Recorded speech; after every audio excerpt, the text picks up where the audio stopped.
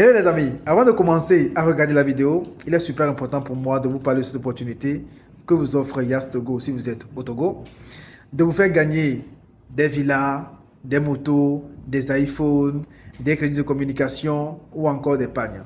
Comment ça se passe? Il vous suffit de faire des forfaits des 300 francs CFA ou encore de faire des transactions Miss by Yas à partir de 3000 francs CFA. Vous connaissez déjà les codes. Étoile 145 dièse ou encore étoile 909 dièse.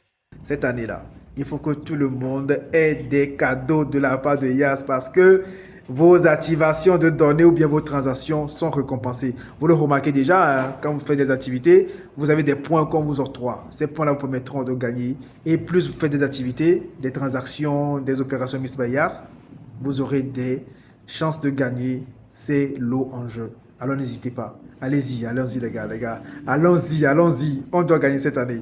On doit gagner. Allez, bon visionnage.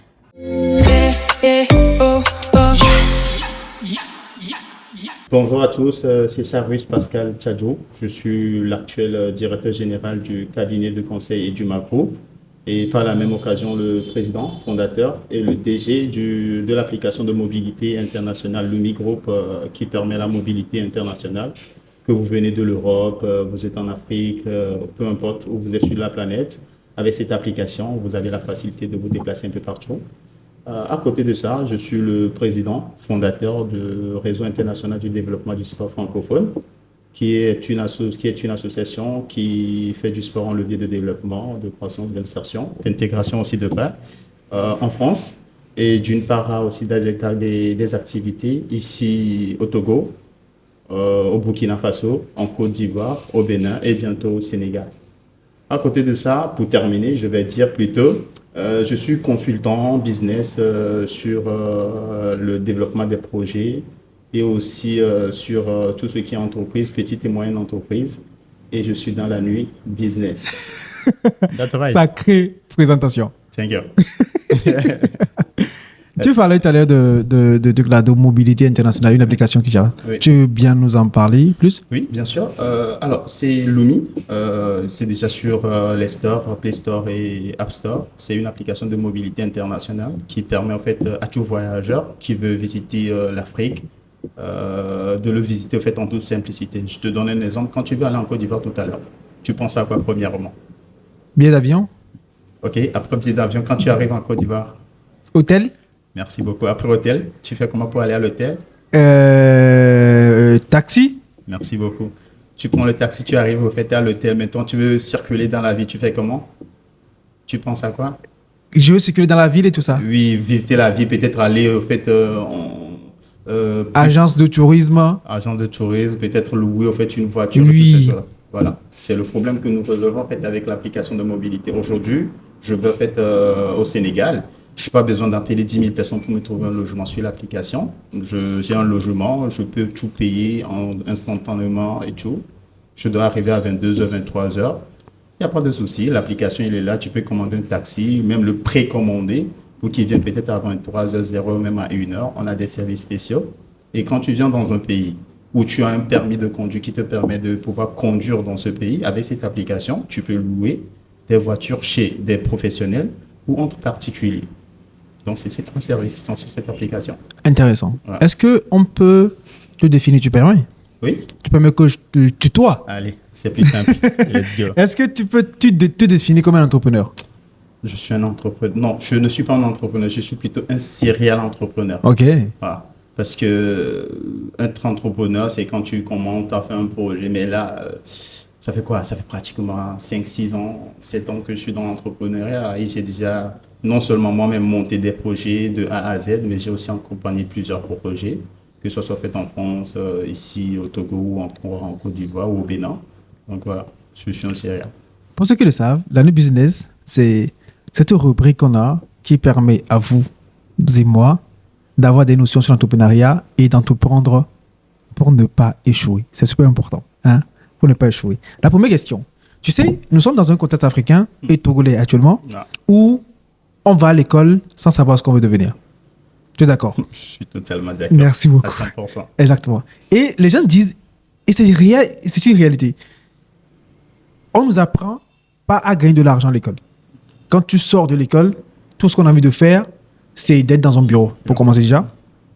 Et aussi, quand tu veux entreprendre, tu ne sais pas gagner, tu ne sais pas entreprendre, tu ne sais pas gagner de l'argent par rapport à ce qu'on... Parce qu'on ne parle forcément pas d'argent à l'école. Est-ce qu'il y a une filière qu'il faut aborder pour être entrepreneur en vrai? Merci beaucoup pour la question. Je pense que c'est une question très, très importante. Mais aujourd'hui, non. Je dirais qu'il n'y a pas une filière. Mais on a commencé par voir qu'au fait, il y a beaucoup d'écoles qui commencent au fait, à proposer des filières au fait, en entrepreneuriat. Et lors de mes conférences, je ne l'ai même pas dit, je suis aussi conférencier sport business et développement projet. Et lors de mes conférences, j'aime toujours le dire, l'entrepreneuriat, on ne l'apprend pas fait à l'école. Peu importe ce qu'on peut vous apprendre à l'école, ce n'est pas de l'entrepreneuriat. On peut vous donner les bases, on peut vous donner les outils, mais le vrai entrepreneur, c'est sur le terrain. Et un entrepreneur, je pense que peut-être cette question va venir, mais un entrepreneur, c'est quelqu'un qui essaie de voir un problème et se demande de quelle manière efficace ou efficiente pourrait résoudre ce problème. Et c'est ça, en fait. Parce que quand on va à l'école, on va nous montrer la comptabilité, la gestion, les agrégats, toutes ces choses. Mais c'est pas vraiment ça. Ça peut servir ou ça sert. Parce que voilà, moi, j'ai fait une série technique, j'ai fait la G2. Et quand j'ai commencé par entreprendre, j'ai vu qu'il y avait tout ce que j'avais appris qui me servait de gauche et de droite. Mais comment, en fait, le concrétiser, le monétiser, j'ai dû l'apprendre sur le tas. Donc, je ne pense pas qu'il y a une filière typique, même si d'autres écoles ont commencé à proposer des filières comme ça. Non, il n'y a pas de filière typique pour ça. De mon point de vue, parce que le vrai entrepreneuriat, une fois de plus, c'est sur le terrain que ça se passe. J'ai envie que ce podcast, comme je dis, soit le plus facile possible pour les gens, que quand un jeune ou bien un entrepreneur voit ce podcast, prend le temps d'écouter, qu'il ait les outils nécessaires quand il finit, il est à la dernière minute du podcast, qu'il puisse lancer un projet et que le projet puisse marcher. Pour ce faire, on va diviser le podcast en deux parties. Okay. D'accord? La première partie, on va parler de l'entrepreneuriat, qu'on a commencé. La deuxième partie, on va parler du financement de projet. Tu as dit que tu es très fort dans ça. J'essaie. Je vais essayer du moins. On sait qu'il faut entreprendre. Tu pars, tout à l'heure, tu l'as dit, de l'idée. Tu pars d'un problème que tu détectes. D'accord? Et grâce à ce problème, toi, tu arrives à trouver des millions de solutions pour arriver à satisfaire ce besoin-là que les gens ils ont. Mais la vraie question, c'est comment partir de l'idée pour avoir une entreprise rentable? Comment partir de l'idée? Je dirais, tu pars de la mission. I don't know how to explain this. Quand tu as un projet, quand tu vois un problème, tu te demandes, est-ce que ça vaut vraiment la peine de le faire? Combien de personnes vont en bénéficier? Est-ce que je suis prêt à prendre ce risque? Et il y a un tas de questions. Ça dépend aussi de l'environnement. Quelqu'un qui prend un projet peut-être au fait au Bénin n'est pas le même environnement qu'au fait ici au Togo ou encore au fait en Côte d'Ivoire. Donc il y a beaucoup de choses au fait autour pour pouvoir commencer un projet. Et moi je dis toujours la meilleure façon de pouvoir réaliser un projet ou de commencer de A à Z, même si le Z n'existe pas fait en entrepreneuriat, c'est de tenter, c'est d'aller sur le terrain. Moi, je donne un exemple concret. L'application de mobilité dont j'avais parlé fait de suite. Lumia. Lumi, excuse-moi. L-2-O-M-I. Ok, L-O-O-M-I. Lumi. Exactement. C'est parti d'un constat que moi-même j'ai fait. Depuis 2021, j'ai eu cette possibilité de commencer à faire des conférences sur le territoire africain, en Côte d'Ivoire, au Burkina Faso et ici aussi au Togo. Et à chaque fois que je devais venir dans un pays, je devais appeler mon contact pour dire, ah, écoute, je dois venir, voilà, appartement, taxi, des fois je dois venir là-bas, il n'y a pas de connexion et tout ça. Je me demande, mais quand je viens, j'ai besoin d'un appartement, mais je ne comprends pas pourquoi il n'y a pas vraiment un service pour ça. Et quand tu vas sur les sites internet et tout, bien plutôt fait ici en Afrique, on a plutôt fait TikTok, Instagram, au fait, où il y a des personnes qui publient, mais ça ne résout pas l'affaire. Quand j'arrive au fait, pour aller au fait à mon hôtel, J'ai besoin d'un taxi. Des fois, en fait, des taxis qui sont autour, en fait, ils veulent t'arnaquer, te donner des prix trop élevés. C'est clair. Et quand tu rentres maintenant, à chaque fois, tu n'as pas envie d'appeler un taxi. Tu as envie de prendre ta voiture ou bien de louer, en fait, une voiture, de vraiment profiter de la vie. Mais je me demande pourquoi ce problème, tant qui persiste depuis un moment, parce que je ne suis pas le premier conférencier. Donc, des personnes ont pu déceler ça. Pourquoi ils n'ont pas pu résoudre ce problème? C'est de là que je me suis dit, let's go, on va faire quelque chose. Ouais. Parce que je me suis dit que moi, j'ai eu ce problème. Des gens derrière moi aussi avaient eu ce problème. Ce qui est sûr, le temps va continuer, les conférences, les visites, le tourisme, il y en aura toujours. Donc, il faudrait faire quelque chose pour pouvoir résoudre ce problème. Et là, j'ai juste commencé. Je me rappelle la première fois quand j'ai parlé de ça, en fait, à une conférence de la diaspora. Si ça se déroule au fait à Paris. Je le commencé à dire, ah oui, ouais, je dis, en fait, ah, il y avait ce problème, oui. Ah, tu as une application comme ça. C'est comme ça, moi, j'ai eu mes premiers clients sur l'application. Directement de bouche à oreille. Ils avaient déjà vécu ce problème. Ils viennent d'habitude en Afrique. Ils ont vu que, ah, c'est quelque chose qui existe vraiment, un problème, et je l'ai résolu. Après, on vient de faire le lancement. Ça prend un peu, mais ce qui est sûr, je sais que c'est prometteur. C'est prometteur. Et s'il advenait que ça ne marchait même pas du jour au lendemain, peut-être dans 2, 3, 5 ans, ou bien même dans un an, on essaie de fermer,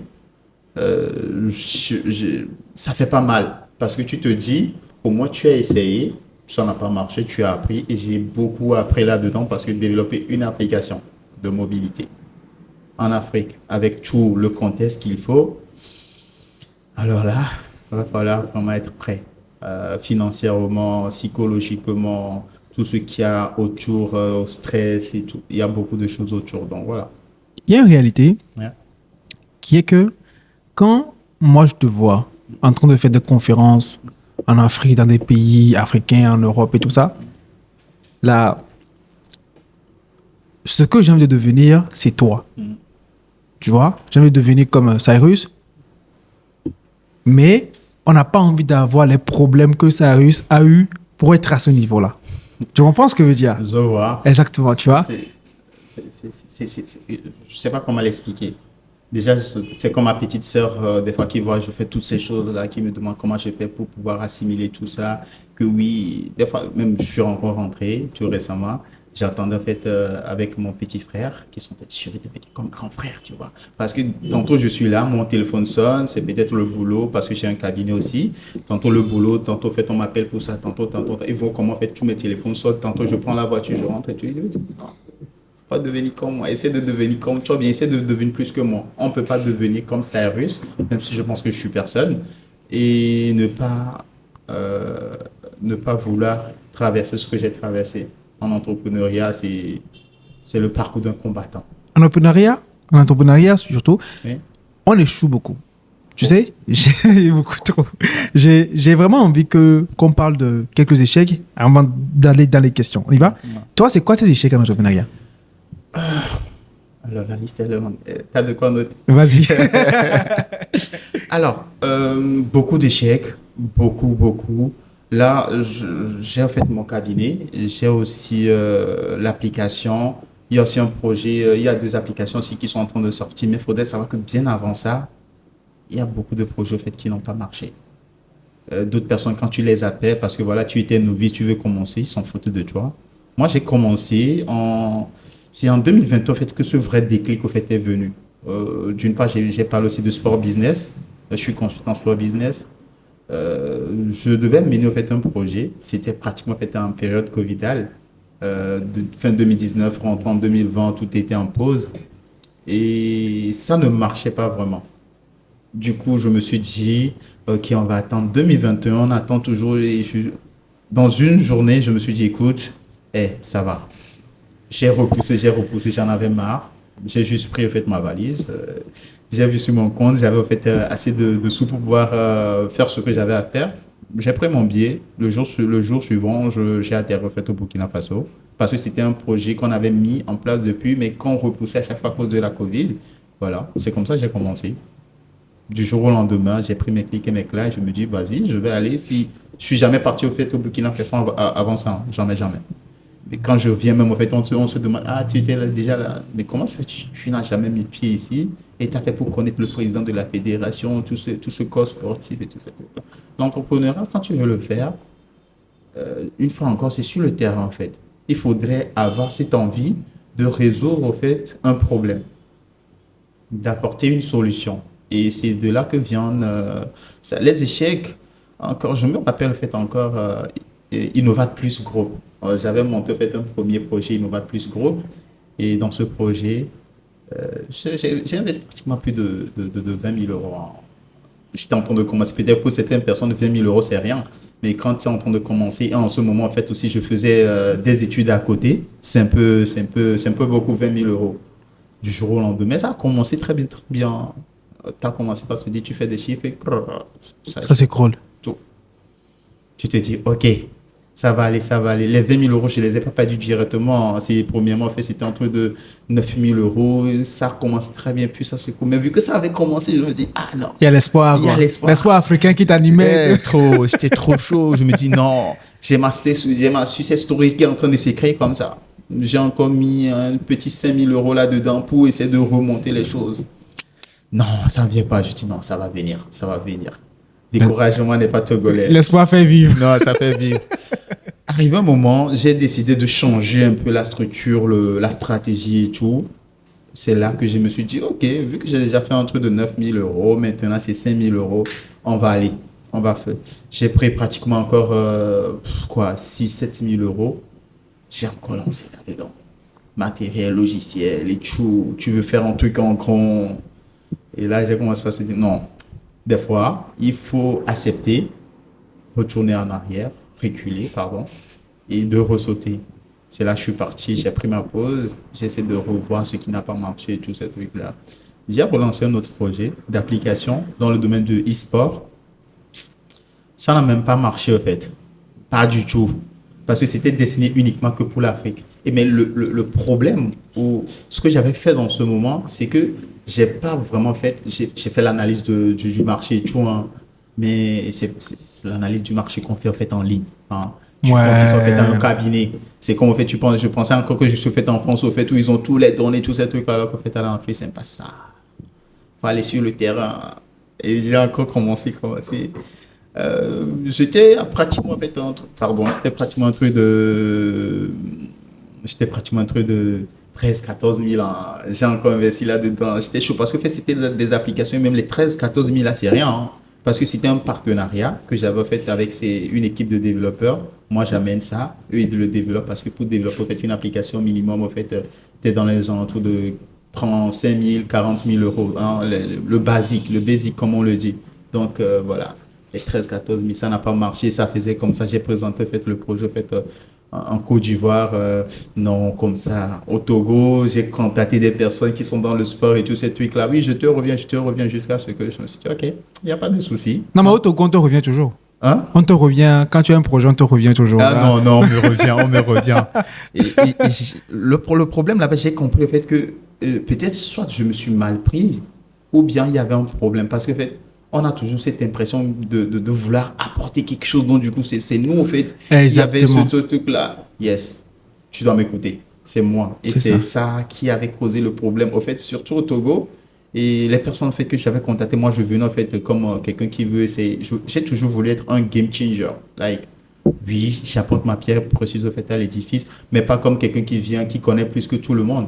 Mais peut-être la manière de parler, peut-être au téléphone, peut-être des mails et tous ces trucs-là, ou d'insister. Moi, j'insiste beaucoup, toujours à fond. Et peut-être c'est ça qui a déséquilibré au fait, les choses. Mais voilà, ça fait partie des échecs. J'ai jeté mon argent, ça n'a pas marché, mais voilà, je suis toujours là. Tu sais, tu as parlé d'un élément super important. Quand tu as les entreprises, c'est un problème que tu as trouvé dans la communauté, dans la société. Et c'est clair que quand on a ce problème-là, ce n'est pas un problème uniquement rapport à nous. Ça a rapport à d'autres personnes, peut-être 2-3 personnes ont ce problème-là. Tu vois, se retrouvent dans ce problème que toi aussi tu as. Tu vois, tu l'as dit quand tu as fait la conférence, tu en as parlé, et les gens disent, ah oui, j'ai eu ce problème-là aussi. Tu vois. Mais la vraie question, c'est comment on évalue le marché des gens qui ont le même problème que nous. Parce que tu ne vas pas créer une solution pour... Alors que tu as dépensé peut-être... moi, je parle en CFA, excuse-moi le français. Moi, je parle en CFA, tu as dépensé peut-être 10 millions sur un projet et que c'est 2-3 personnes qui ont besoin de cette solution-là. Comment on fait pour évaluer un marché comme ça? Alors, si c'était en France, j'allais te dire, vas-y, tu joues sur des sites certifiés du gouvernement, ou c'était encore en Angleterre, vas-y sur les sites certifiés du gouvernement, tu tapes les informations, ça sort très bien. Mais en fait, ici, en Afrique, ou dans les pays africains, va falloir, en fait, rentrer dans la rue. Quand tu as cet esprit d'entrepreneuriat et tu veux vraiment, en fait, investir, changer, je t'assure, quand tu sors, en fait, moi, depuis que je suis à Lomé, il y a pratiquement quoi déjà, bientôt 5-6 semaines.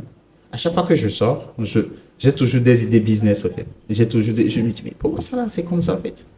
Probablement, peut-être quelqu'un l'a déjà fait, ça n'a pas marché. Cela ne veut pas dire que c'est moi ceux qui vois tout, mais quelqu'un l'a déjà fait, ça n'a pas marché. Pour évaluer, en fait, le marché, ça dépend de l'environnement. Comme je l'ai dit tout à l'heure, fait dans les pays européens, vas-y, tu checks sur le truc là, sur les sites, tu pourrais le trouver.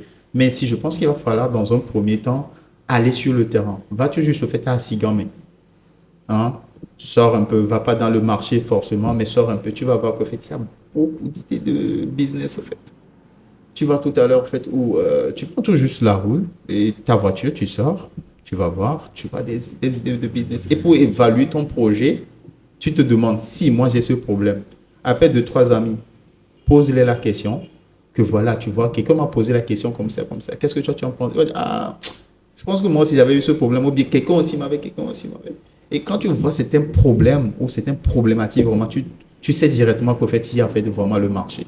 Maintenant, au-delà de ça, c'est maintenant qu'il va falloir poser en fait, le bic, le crayon, le bic et voilà, une feuille. Commencer par écrire ce que tu as vu, comment tu penses au fait que c'est aussi très très important d'écrire ce genre de choses. Et c'est ce que je peux dire. Je sais pas trop si ça reprend ta question, mais voilà. Non, en vrai, tu sais, tu l'as dit, parce que nous sommes sur un continent, dans un pays, on parle du Togo, d'accord? On est dans un pays où les données ne sont pas forcément disponibles, peut-être disponibles, mais pas assez fiables pour nous permettre d'évaluer un marché, tu vois. Et moi, je me dis, ça ne vous pose pas un problème à vous, qui êtes à l'extérieur, qui ont envie d'investir dans un pays comme le Togo? Oui, ça cause beaucoup de problèmes. Beaucoup. Tu vas voir que de plus en plus, au fait, il y a des cabinets qui se spécialisent dans ce domaine, d'autres personnes qui quittent en fait, l'Europe pour venir s'installer vraiment en fait, en Afrique et cherchent à être ce pont entre ceux qui sont là-bas et ici. Parce que c'est vrai, il y a des données, il faut dépasser se dire qu'il n'y a rien, non, il y a des données, mais est-ce que vraiment en fait, il va falloir se fier? Parce que quand on prend en fait, le nombre de personnes qui utilisent des phones, des iPhones et tout, et des smartphones, on va dire, c'est pas tout le monde. On a une grande population de nos mamans peut-être au fait, qui utilisent des phones qui ne peuvent pas collecter des données.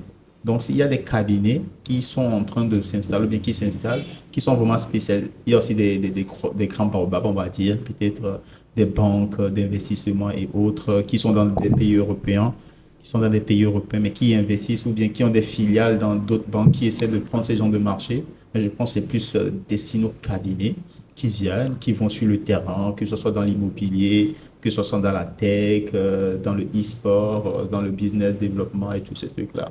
Il y a ces cabinets en fait, qui s'occupent plus de ça. En fait. Ouais. Au Togo, le contexte, il est assez particulier, tu es d'accord? Ouais, vas-y. Le Togo fonctionne autrement. Tu vois, j'ai reçu un entrepreneur à qui j'ai demandé, par exemple, je te repose la question à toi, quels sont les business qui marchent au Togo ou qui peuvent marcher au Togo? Les business qui peuvent marcher au Togo. L'autre question, hein. Ça, Mais attends. Quand tu parles de business, like rentable sur le coup ou bien sur le long terme, parce qu'il faudrait aussi savoir un truc.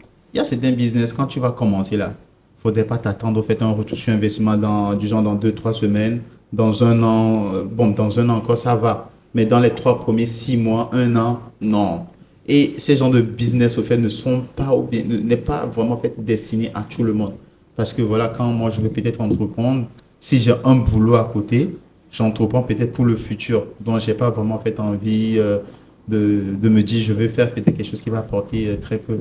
Donc, un business vraiment rentable au Togo, moi, je peux dire, en fait, dans la livraison, c'est quelque chose qui peut vraiment marcher. dans le service à la personne. Encore oui, c'est ça, dans le service à la personne, dans la livraison et de plus en plus dans la tech.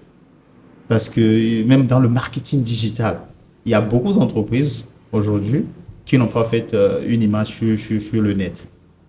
Et pour pouvoir vendre en fait aujourd'hui, il va falloir en fait avoir minimum en fait une page Instagram et d'autres entreprises n'en ont pas. Au-delà de ça, nous avons fait cette facilité aujourd'hui de partir sur Amazon pour faire du dropshipping, créer du contenu. Je pense qu'en fait, c'est l'une des activités qui en fait En vogue ici à Lomé. en C'est vogue clair, ici à c'est Lomé, clair. surtout sur TikTok. On voit beaucoup de nos influenceurs et influenceuses. Donc, c'est des activités, c'est des business. Mais à part ça, concrètement, directement sur le coup, c'est ce que je peux dire. Ça marche. On part de l'idée, on part de l'évaluation du marché, la taille, l'ampleur, le lieu où se concentre vraiment ta cible. Et est-ce que ces deux données-là suffisent pour lancer son business? Alors, tu veux répéter? Ok. L'idée, elle est là. L'idée, oui. D'accord? Tu as vérifié La taille du marché. la taille du marché. D'accord? Est-ce que les deux données-là suffisent vraiment pour lancer son business? Non, du tout. Non, non. Déjà, pour lancer son business, c'est pas juste l'idée et la taille du marché. Il y a beaucoup de contrôle. Là, on va commencer par quelqu'un vraiment en fait, qui a envie d'entreprendre et qui a en fait une idée. Déjà, avant de te dire c'est quoi la taille du marché, c'est quoi en fait mon objectif. C'est toi ton objectif qui compte. Parce que c'est toi qui as décelé le problème. Est-ce que ton objectif, c'est de faire un truc sur le court terme, peut-être voilà, 2, 3 ans, ça va, ou bien voilà, vraiment résoudre le problème de telle sorte que, en fait, que ça perdure dans le temps. On prend certains projets en fait, aujourd'hui, c'est des projets en fait, qui datent de l'époque très, très, très ancien, mais en fait, ça perdure aujourd'hui, ça a été modélisé, modernisé de part et d'autre, et voilà. L'idée, il y a des processus derrière. Hein. Quand j'ai l'idée, maintenant, je me dis, qu'est-ce que je veux faire? Quelle est ma population cible? Parce que fait qu'on prend la tête du marché, peut-être tu vas prendre toute la population, alors que ceux qui ont vraiment besoin du projet, ou bien ceux qui ont vraiment fait envie de ce service, c'est peut-être tout juste une tranche de 16 à 47 ans maximum. Donc ceux qui sont en bas de 16 ans ne comptent pas, ceux qui sont au-dessus de 47 ans ne comptent pas. Maintenant, au-delà de ça, est-ce que ces personnes qui ont vraiment besoin de mon projet, ils savent qu'ils ont besoin de ce service? C'est ça aussi, il faudrait se demander. Et s'ils savent qu'ils ont besoin, ok, mais dans la plupart des cas, non.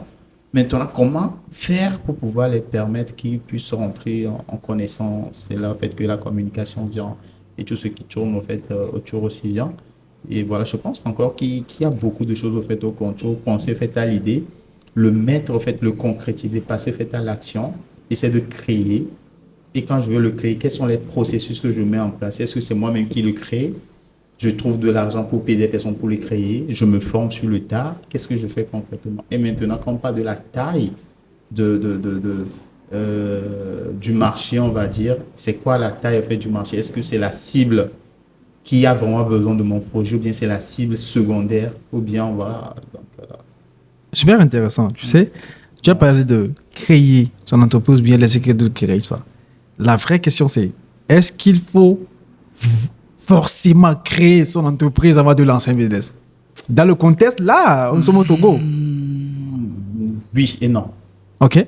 Oui, parce que si tout à l'heure, moi, je veux faire de la livraison, hein, je n'ai pas besoin de créer forcément mon entreprise. J'ai ma moto, j'ai mon sac, j'ai peut-être un groupe WhatsApp ou bien je commence à publier, je demande en fait à mes amis de publier. Je n'ai pas besoin de ça.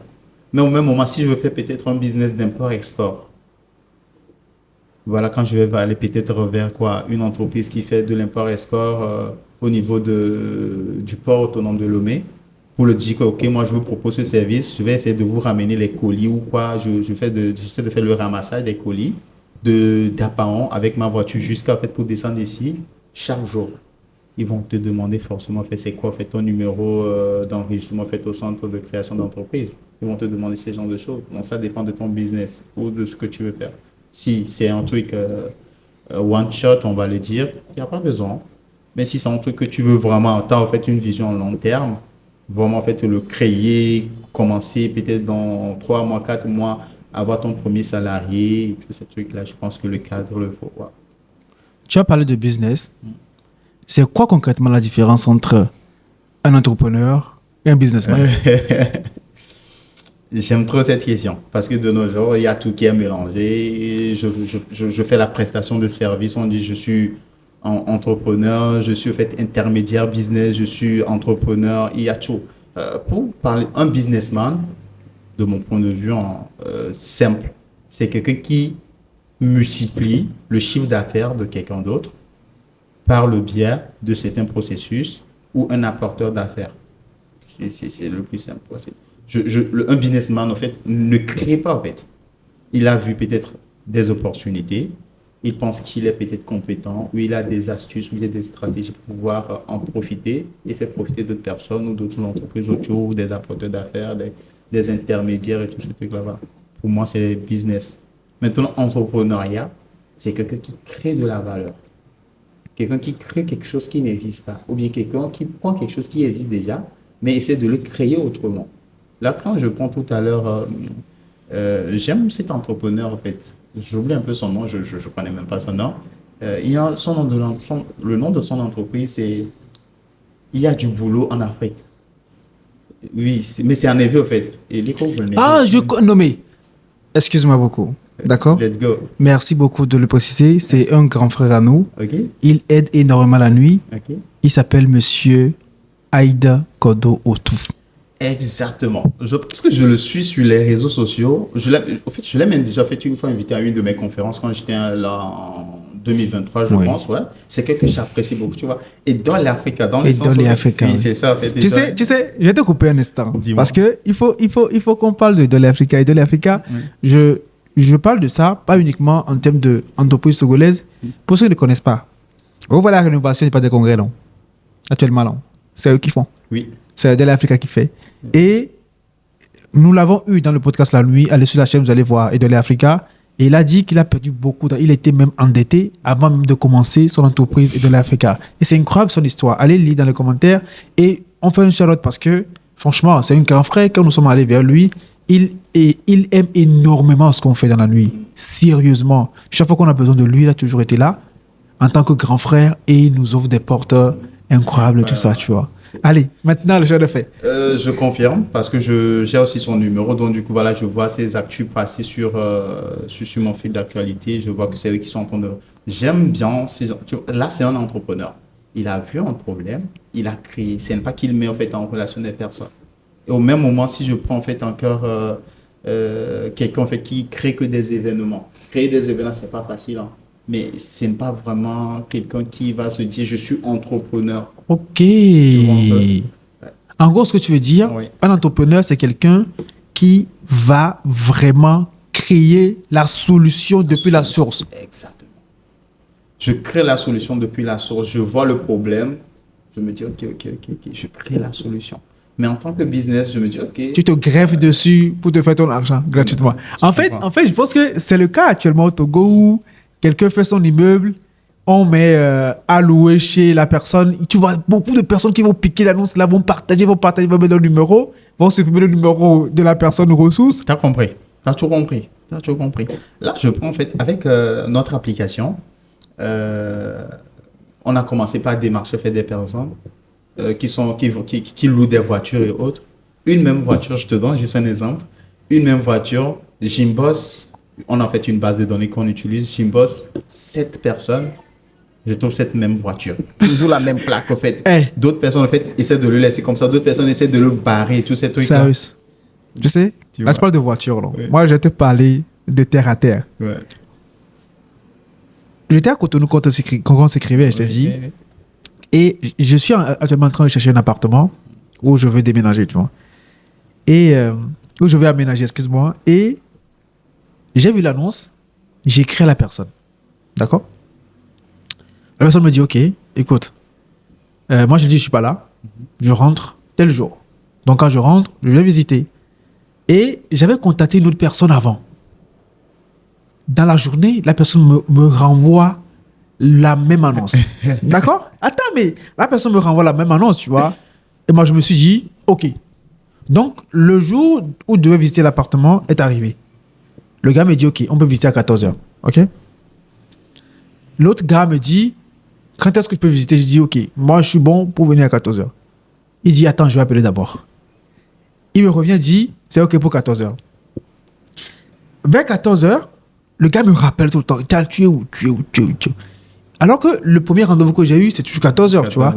14h. Le premier gars, il était serein. Il ne me dérangeait pas, tu es où et tout ça, tu vois. Alors que le second, il était toujours là, tu es où, on est là.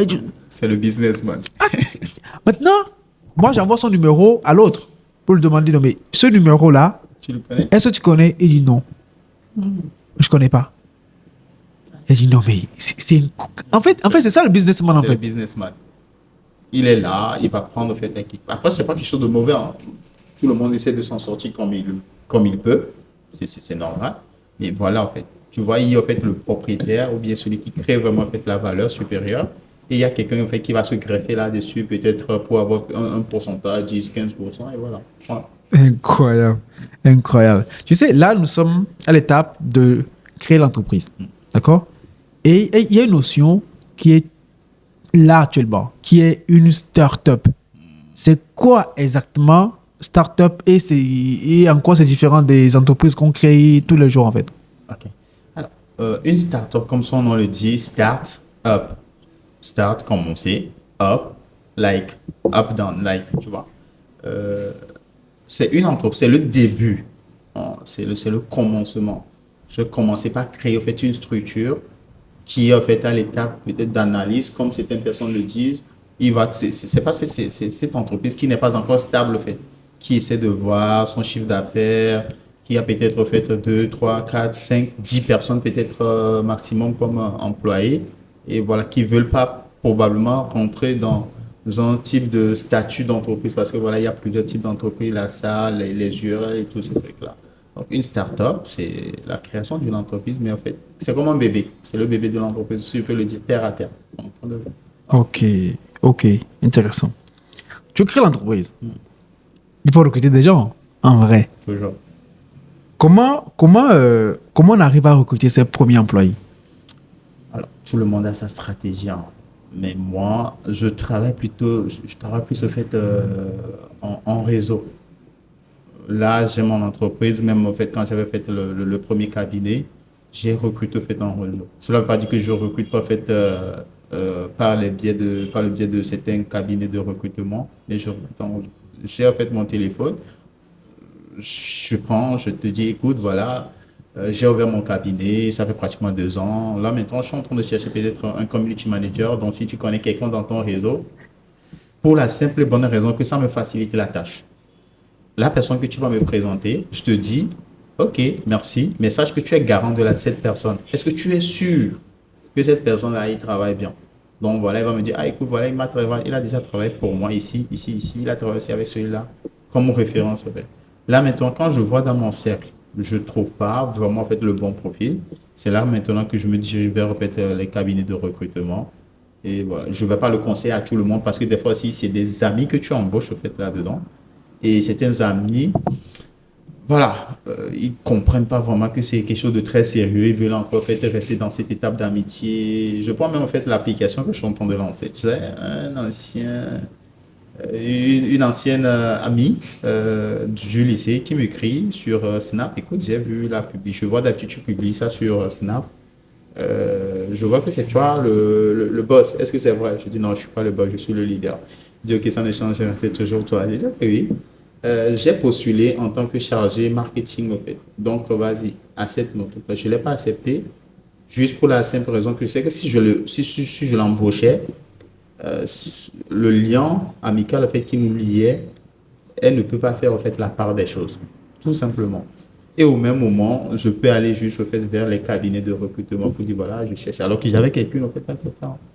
C'est savoir quand, comment et vers vraiment qui se tourner. Pas parce que je recrute en fait, en réseau que tout le monde de mes amis viennent et tous ces trucs-là. Des fois même, je ne dis même pas que c'est moi. Je dis ah, écoute, je connais le responsable, je vais lui toucher un mot. C'est tout. C'est quoi pour toi les indispensables sur un CV? Les indispensables sur un CV, c'est très rare que je recrute avec un CV, comme c'est par réseau, d'une part, mais je reçois les CV, mais Madame Folie, c'est mon assistante première qui s'occupe de ça.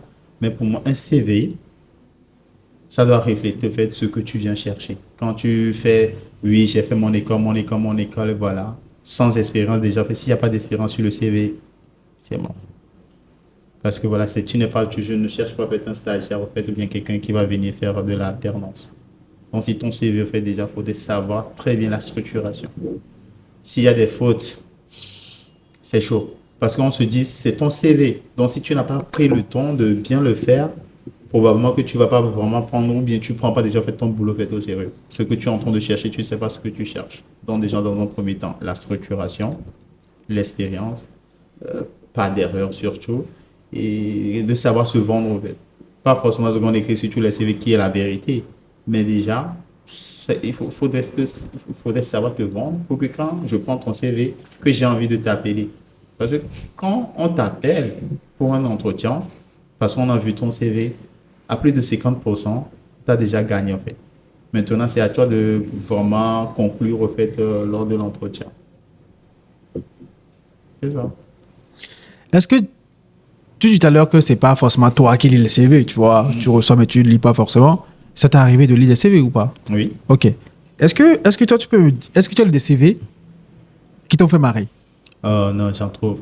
Ah ouais? Ouais, surtout pas pour l'application, mais quand en fait, j'ai lancé en fait, le cabinet, tellement arrivé, moi je me dis, je pense qu'il cherche pas. Peut-être c'est quelqu'un qui a fait son CV, qui est tout juste là. Et je n'ai pas envie de mettre la faute sur la formation, mais je pense qu'on ne nous apprend même pas ça en fait à l'école. Non, dis-moi. Donc, moi, j'ai envie de rigoler un peu. Un CV, c'est en fait un jeune monsieur, je pense que 24, 25 ans comme ça, et déjà fait avec 24, 25 ans, tu ne sais pas faire un CV. Il met déjà fait que des formations, ainsi de suite, et au fait au niveau de, comment l'appelle-t-on, le tout en bas, au niveau de Habit, je ne sais pas comment, et loisirs, il met, il a mis quoi? Il a mis 3 points de 3 points. De suspension. Je fais tout. Non, tu vois, là, je ne sais pas trop s'il se vendait trop pour dire 3 points de suspension. Je fais tout. Déjà, fait ça seulement fait à la fin. Pas au début, dans certains contextes. Mais il met, je fais tout. Sur un CV en hobby, like, c'est hobby, non? Habit. Des trucs, au fait, extrascolaires. Il met, je fais tout.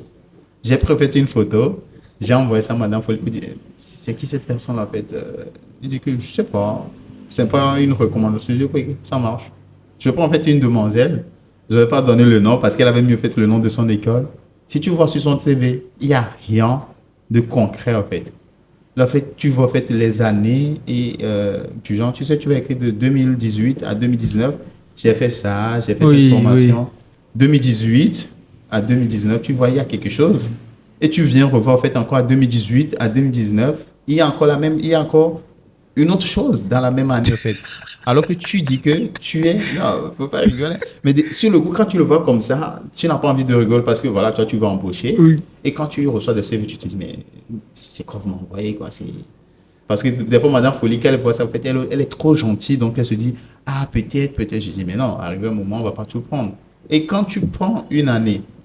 Des fois, certaines personnes font plusieurs choses dans l'année, j'en fais partie. Mais si c'est une école, du matin jusqu'au soir, tu mets encore que tu travailles du matin jusqu'au soir, arrive un moment, je ne sais pas ce que tu veux nous montrer. Si tu es omniprésent, multipotentiel peut-être. Mais voilà, du coup, il y en a encore tellement que je peux citer, mais voilà, quoi, c'est quelques deux qui me viennent en tête directement. En fait. Voilà. Et les entretiens, est-ce que tu as eu des anecdotes? Est-ce que tu as des anecdotes? Moi, je ne suis pas ici. Les entretiens, la majorité, c'est avec moi qu'on le passe. Ok. Hein. Madame Folie fait d'abord le tri et tout, et c'est moi qui passe les entretiens. Donc, l'entretien en majeure partie, ça se passe en vidéoconférence. À mes yeux, oui. À ce point? Quelqu'un, une fois, il a fait en débardeur dans la salle de bain avec, tu sens qu'en fait, il a probablement le PC ou bien le téléphone en main comme ça, où en fait, il y a le bruit de gauche et de droite, où tout le monde est en train de parler dans la chambre et tous ces trucs-là où tu attends. Mais tu as un entretien d'embauche, mon frère. Tu ne te mets pas dans un débardeur. D'autant plus que tu postules pour un poste où on va te payer par mois. Parce que voilà, moi, je sors mon argent. Je n'ai pas envie d'embaucher n'importe qui. Et au moins, supposons que voilà, le débardeur peut-être ça t'apprécie sur le coup. Tu cherches un environnement stable où il n'y a personne. Ou bien je pense qu'il existe encore les trucs de cybercafé. OK? Voilà. Une autre personne est là, quoi, Torse nu. torse nu. Je ne sais pas s'il ne savait pas que La caméra était allumée ou quoi. Mais des fois, je laisse comme ça en tout juste pour pouvoir voir si la personne va s'en rendre compte. Jusqu'au fait, du début jusqu'à la fin. Enfin, il était là. Il était là. Il a une belle poitrine au moins. Hein. Pardon? Il a eu une belle poitrine quand même. Tu vois bon, je n'aime pas mal parler, mais tu vois, fait du genre, tu vois, certaines personnes qui font pas du sport et puis ici, c'est trop dedans. Non, quand tu vois ça, tu te dis, mais c'est comme tu cherches pas vraiment du travail, quoi.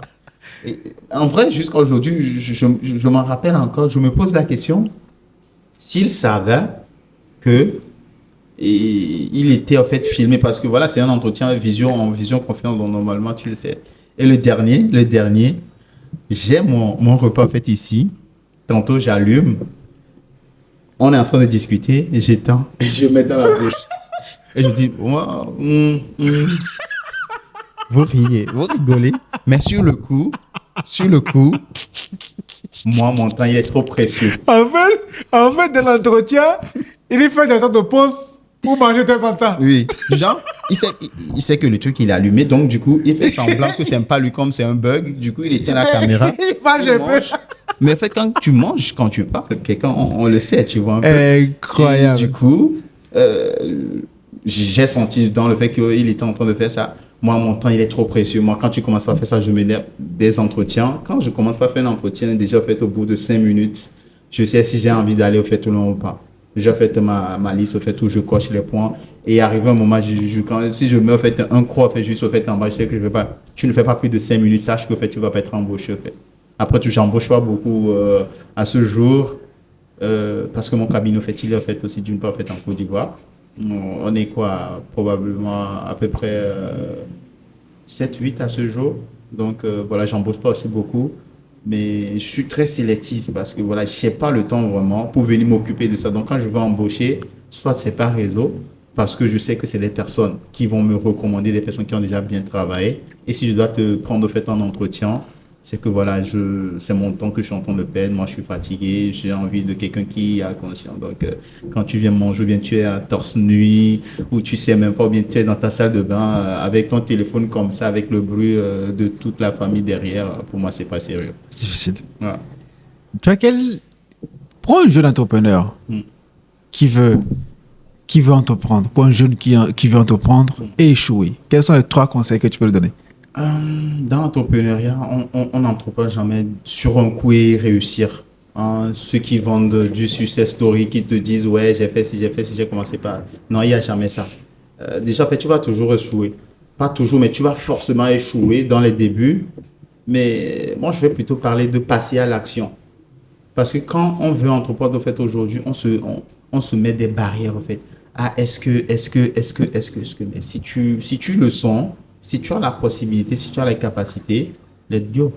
Et si tu n'as pas maintenant les capacités, moi je dis toujours, l'entrepreneuriat, dans l'entrepreneuriat, en fait, c'est le projet qui crée l'argent. Parce que la plupart des personnes disent que oui, j'ai pas l'argent. Je pense qu'on va en parler au fait dans le côté financement des projets. Oui, j'ai pas l'argent, je veux tant.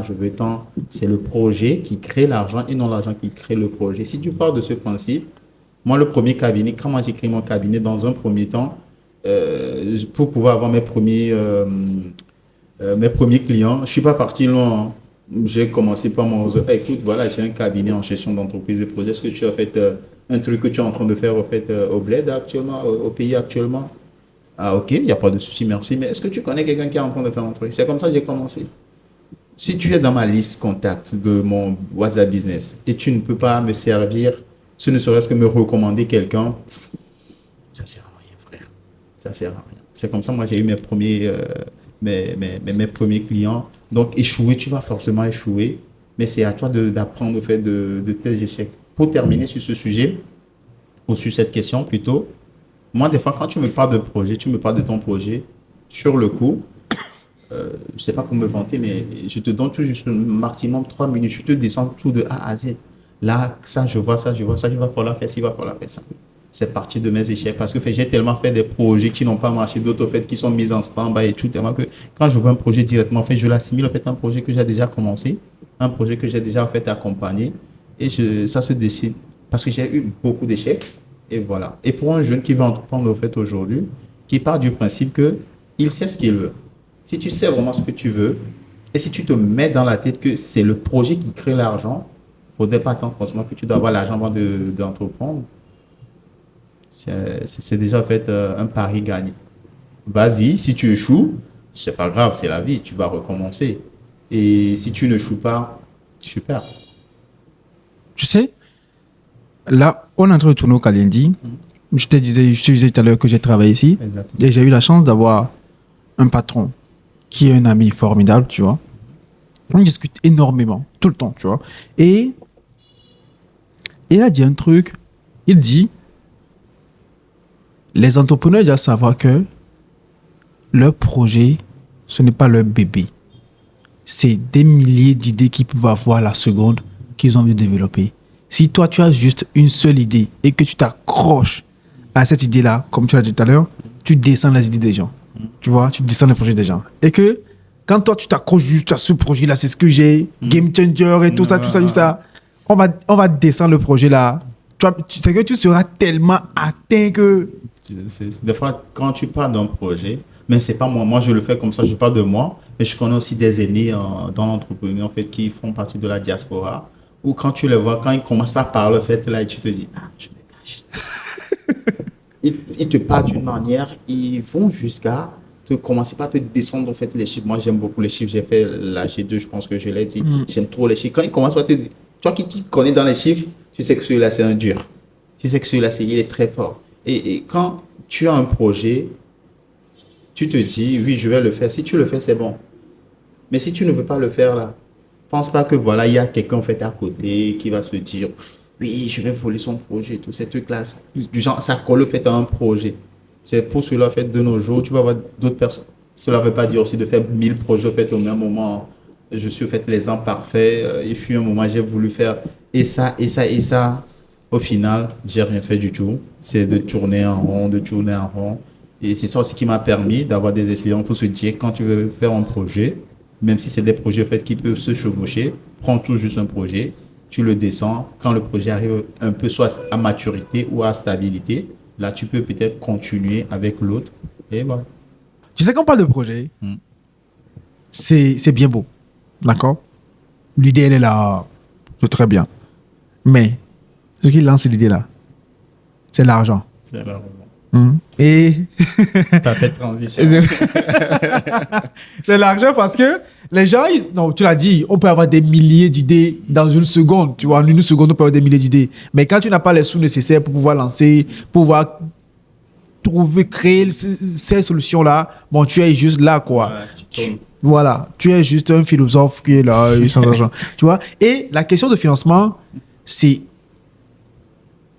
incroyablement c'est la primauté sur tout ce qui va venir après, tu vois. de la guerre. Et tellement, tu peux avoir la plus belle idée possible. Si tu n'as pas derrière quelqu'un qui a les sous, c'est chaud, tu vois. Et pour ce faire, les gens vont voir des investisseurs.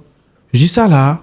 Investisseur, je mets tout ce qui est oncle, tante et tout ça, hein, en vrai. D'accord? On va pas appeler le gros mot pour dire il faut aller voir. C'est un risque que tu ne connais pas forcément et tout ça. Le business angel. C'est ça. Tu vois? Maintenant, c'est quoi par exemple? Comme je dis encore, j'englobe dans l'investisseur les tantes, les oncles et tout ça. OK? C'est quoi les critères qu'un investisseur, comme toi par exemple, cherche dans un projet? À part les gens qui vont te dire, je te rappelle après. Je pense, pour les investisseurs, de ce que je connais, il y a 3 types normalement. Ou du moins, minimum, il y a 3 types. Il y a ces investisseurs, en fait, qui viennent tout juste vous chercher l'argent. Quand je te donne tout à l'heure 10 000 euros, combien ça va me rapporter dans un premier temps? Sur combien d'années? À partir de quand je vais commencer par avoir mes bénéfices? Pour ceux qui sont en fait money, c'est ça. Je te donne 10 000 euros. Combien ça va me rapporter premièrement? Est-ce que le pourcentage que tu me proposes, ça me convient? Pendant combien de temps? À partir de quand je vais commencer par avoir le retour sur investissement? Ça, c'est la première vague. Non, attends d'abord. Ouais. Est-ce que ça veut dire que ce sont des gens qui ne lisent même pas ton projet ou bien...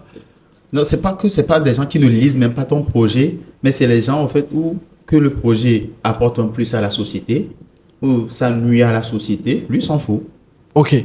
Mais il se dit que ça soit que ça permette le changement climatique, que ça dégrade la nature. Il veut juste son Rien retour sur investissement. attendre. J'ai 10 000 euros pour investir dans ton projet. Combien je reçois? Parce que là, le projet, je pense que ça peut donner. Combien je reçois comme pourcentage? Quand ça va commencer par venir? Sur combien de temps?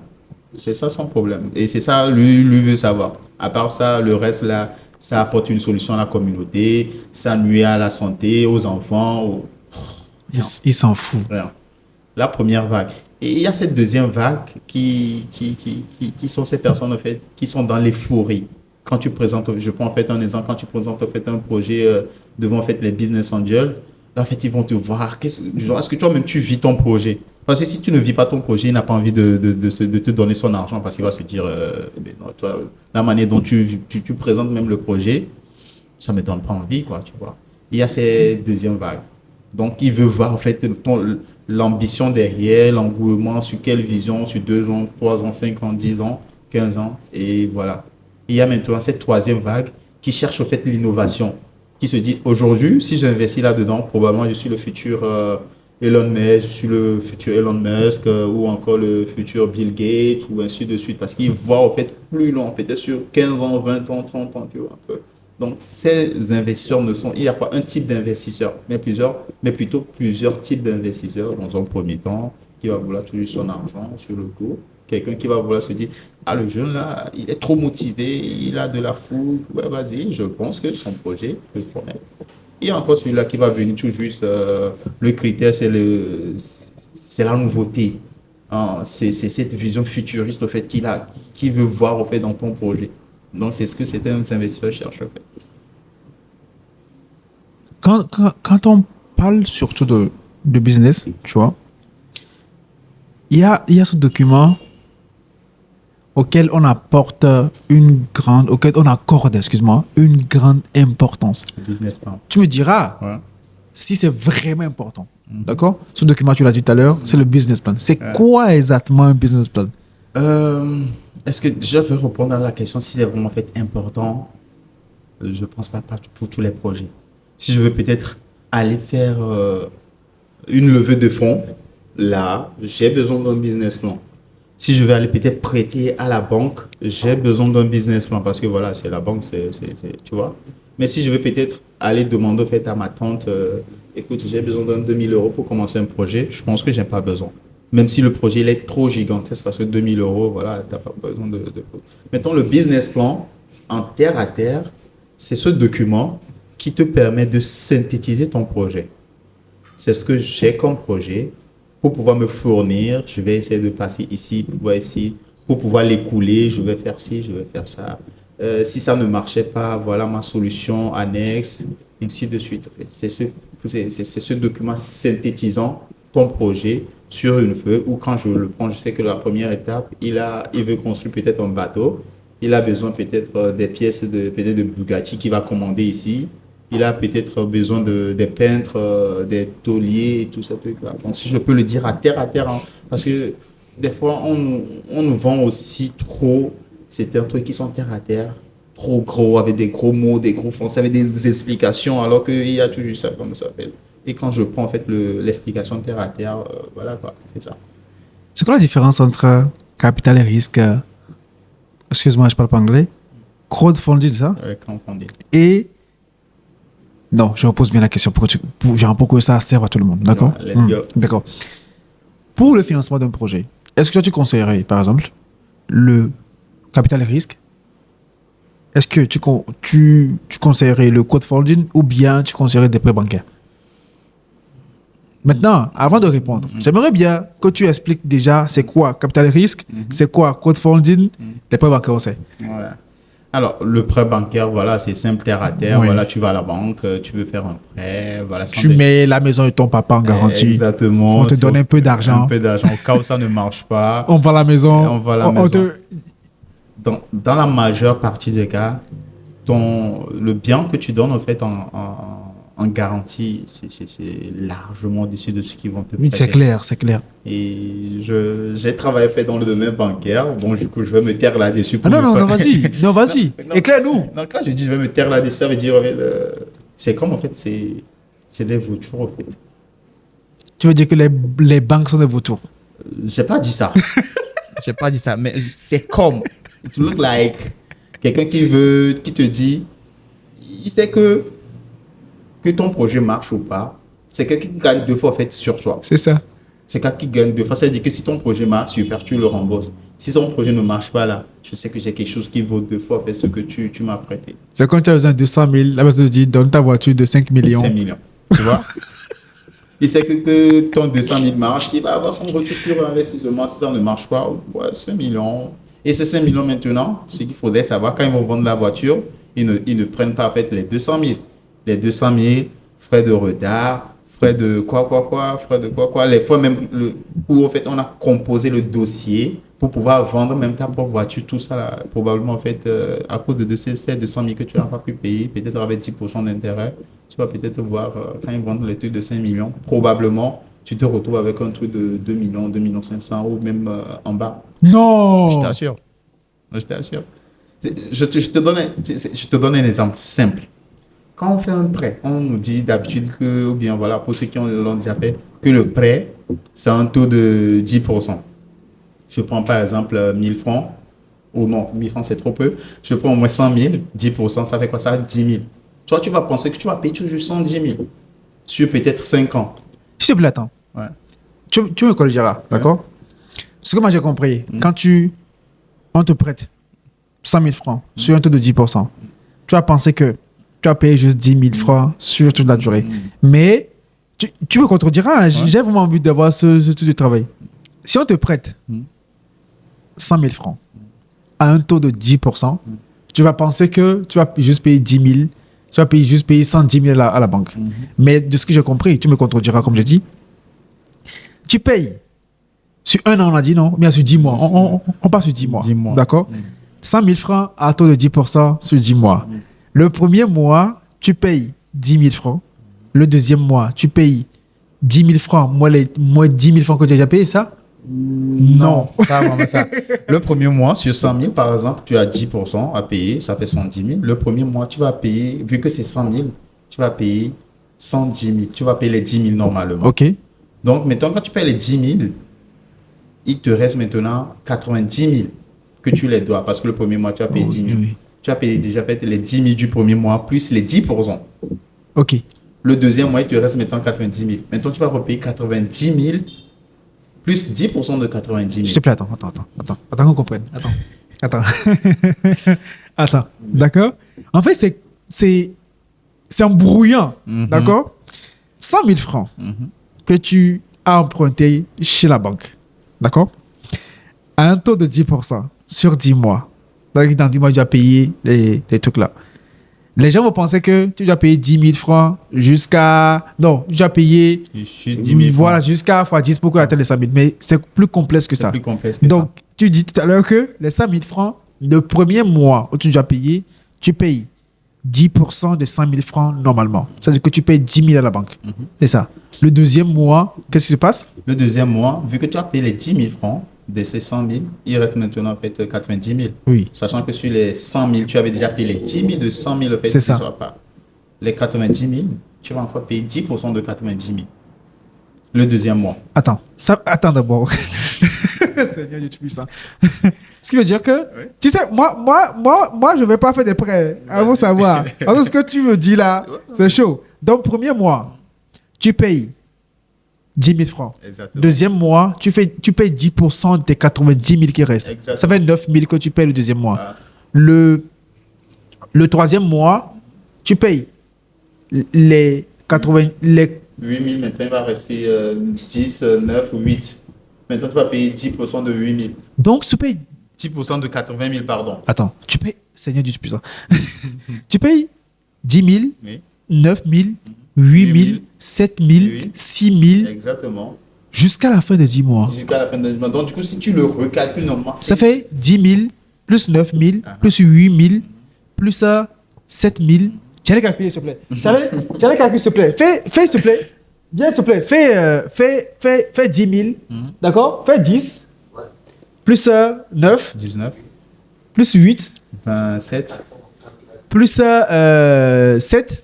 27, 30, 34, Plus 6. 30, 40, Plus 5. 45, Plus 4. 40, 49, Plus, Seigneur, plus 3. 52, Plus 2. 54, Plus 1. 55. Au lieu de payer 10 000, tu te retrouves avec 55 000. Sur 100 000 francs que tu as emprunté. Et là, c'est encore le prêt basique. Seigneur Dieu C'est le Tout-Puissant. prêt basique. Hein. Tu vois, c'est terre à terre. Et maintenant, quand tu dois rentrer, en fait, avec certains prêts, avec d'autres taux, avec certains trucs. Et là, c'est même pas fini. Là, on a parlé toujours de ça parce qu'il faudrait savoir. Je pense que normalement, toutes les banques le font. Quand tu fais un prêt, il y a une assurance que tu dois payer. Les frais d'assurance là-dedans. Quand tu fais un prêt, il y a en fait les frais de dossier. Les frais de dossier rentrent dedans. Tu vas aussi payer ça, c'est les frais annexes, hein, mais ils ne vont jamais te le dire. C'est comme en fait, tu vas voir en fait sur les panneaux publicitaires, on dit frais de dossier offerts. Et non, ça veut dire que si ce n'était pas offert, il y a Tu ça. payes. Mais même quand on dit frais de dossier offerts, normalement, quand tu vois très bien quand tu vois en dessous, quand les vrais, ceux qui sont dans la finance vont te dire, bah, c'est des frais en fait, qui sont repartagés de grossier de toi. C'est comme en fait les promotions. C'est quand tu vois vraiment en fait, les promotions, les soldes et tout ça, là en vrai, c'est les mêmes prix ou bien même des fois plus cher. C'est comme ça. Waouh. Si tu n'as pas de la clairvoyance, c'est chaud. Attends, mais donc sur 100 000 que tu as emprunté, Tu as payé. tu payes plus que la moitié, quoi, en fait. Ah. C'est ça. Genre, tu payes déjà les 100 000 Ouais. et tu ajoutes les 52 000 qu'on a calculé. Ah. Donc, tu payes 152 000. Ouais. La normale, hein, simple. Ça, c'est juste ce qui est base, quoi.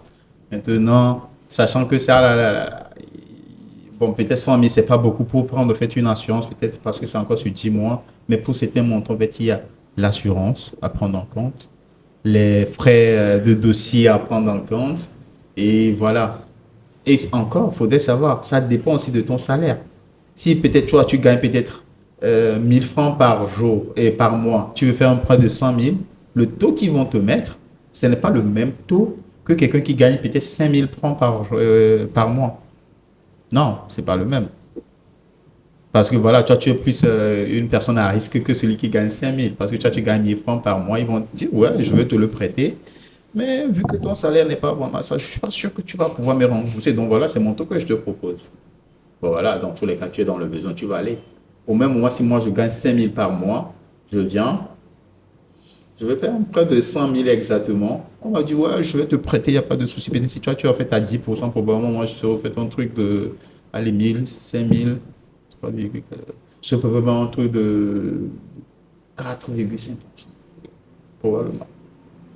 Donc, prêt bancaire, on supprime. D'accord? Alors là, il ne faut pas supprimer parce que dans certains cas, ils sont mieux. En termes de prêt bancaire, fait capital à risque et co-funding, je mets peut-être le prêt bancaire en fait, au milieu. OK. Qu'est-ce que tu ne conseilles pas au point 1? Le capital à risque, c'est bon, mais Explique-moi un peu, c'est quoi exactement le capital à risque? le capital à risque, c'est simple, terre à terre. C'est moi qui vais venir investir mon argent dans ton projet. OK? Ça veut dire que le projet, ça peut marcher comme ne pas marcher. Si ça marche, super. On va manger ensemble. Si ça ne marche pas aussi, mon argent, c'est pas grave. Je suis en train de le perdre comme ça, que ça soit 10 milliards, 20 OK. milliards. Attends, j'explique un peu pour que les gens comprennent. Capital à risque, ou bien capital à risque, comme on dit, c'est moi, j'ai un projet, par exemple, et que toi, tu viens me donner tout l'argent dont j'ai besoin pour lancer le projet. C'est ça. Si ça marche, Là, tout est tout partiellement. OK. Oui.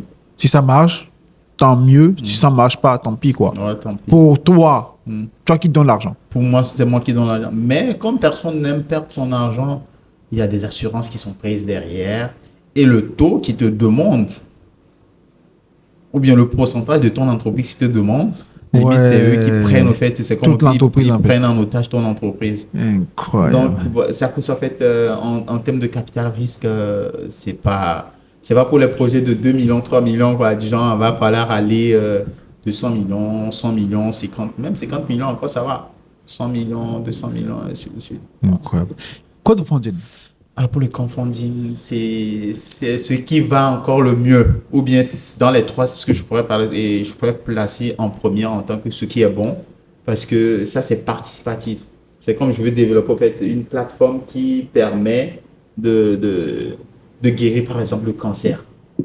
Tu vois, mais j'ai pas l'argent. De guérir par exemple le cancer, mais j'ai pas l'argent. Au lieu d'aller voir les capitaux risques qui vont vouloir dans un premier temps, soit prendre en otage le projet, et maintenant par la suite, quand ils vont le prendre, c'est-à-dire quand eux, le vaccin va sortir, ils vont vouloir le vendre très très cher. Alors que peut-être toi, c'est un truc qui t'est arrivé particulièrement bien quelqu'un de ta famille, donc tu ne veux pas tous ces genres de choses. Tu passes par les crowdfunding, tu as fait des plateformes. Il y a beaucoup de plateformes qui existent au fait en France que tu pourrais participer, mettre ton projet et en fonction de ça, en fait, en fonction d'un délai, et en fait, si tu arrives au fait, à remplir ton quota, tu prends ton argent. Si tu ne remplis pas, certaines plateformes au fait, exigent à ce que en fait, le montant soit totalement redistribué à ceux qui ont participé. Et dans certains cas, en fait, ils ont chaque personne, dans la majeure partie, en fait, un petit pourcentage, petit. Ou d'autres, en fait, ils le font totalement gratuitement. C'est des personnes peut-être qui vont mettre 1 euro, 2 euros, 5 euros, 10 euros, et voilà. Et le côté qui semble être le mieux, c'est l'autofinancement. L'autofinancement. Et dans tout projet, sincèrement, je ne vois personne aujourd'hui dire que j'ai un projet qui l'amène comme ça, même si c'est le projet le plus révolutionnaire du monde, et venir voir en fait, quelqu'un qui va te dire, OK, je te finance le projet. Tu vas pas voir ça. Parce que si toi-même, tu n'es pas prêt à mettre ton argent, mais mon frère, pourquoi tu me demandes moi de venir mettre mon argent? Donc, ça veut dire que d'une part, toi-même, tu n'as pas confiance en toi, ou tu n'as pas confiance au fait au projet pour dire oui, non, ça va pas marcher. Donc, non. Donc, l'autofinancement, c'est toujours en fait le top des tops pour pouvoir commencer. C'est comme certaines personnes, en fait, moi je discute en fait, avec beaucoup d'amis en côté entrepreneuriat, moi j'aime beaucoup. Ils te disent, j'ai un projet là, chef, et ça va tuer. Tu te demandes, ok, c'est quoi comme projet? Non, je t'explique après, mais là. J'ai besoin de peut-être 25 millions comme ça. Je suis tout ça aujourd'hui là. Demain là, je commence. Tu parles de 25 millions. Est-ce que tu peux gérer un projet de 100 000 francs? Moi, quand je discute avec des personnes, tu me parles d'un projet, je te pose 2 questions. Ces 2 questions me permettent de savoir si je vais encore continuer à parler du projet avec toi ou pas. Premièrement, tu veux commencer quand? Est-ce que tu as une date butoir pour commencer? Si déjà tu ne sais pas, tu dis, oh, c'est comme pour le moment là, je sais directement que en fait, tu es dans le blablabla, tu vois un peu. Dans un deuxième temps, je te pose la deuxième question qui me permet de dire, oui, on va l'accorder un peu le bénéfice du doute. La question à savoir, tu évalues ton projet, c'est à peu près combien? Ils vont te donner un prix, la majeure partie des 25 millions, 10 millions, tout ce truc-là. Qu'est-ce que tu vas prendre pour faire? Ils ne savent même pas si les 10 millions vont servir au fait aux recherches au développement. Les 5 millions vont permettre de faire peut-être de créer au fait la structure étatiquement parlant, ou les 2 millions vont permettre de payer un fournisseur, de chercher un développeur et tout ces trucs-là. Si tu n'as pas fait ces bases, si tu n'as pas fait ces informations en fait clés, le reste où c'est qu'est-ce que tu veux développer, tous ces trucs-là, ça m'intéresse pas parce que je sais qu'en fait, voilà, tu étais là, tu étais en train de t'ennuyer, il y a une idée qui t'est passée à la tête ou bien tu as dit que hey, si j'avais ces 25 millions là, je vais changer le monde. Sans oublier que toutes les idées qui passent par la tête sont révolutionnaires, quoi. Ah. Est-ce que genre, tu veux me dire que tu allais tuer un projet et tu dis ce projet-là, je ne sais pas si ça va marcher. Non, c'est toujours révolutionnaire. Ah. Tu sais, face à tout ça, la simple question c'est comment se fait financer son projet? Comment se fait financer son projet? Je pense que c'est très simple. Tu as posé fait une question en amont qui répondait à cette question. C'est l'autofinancement.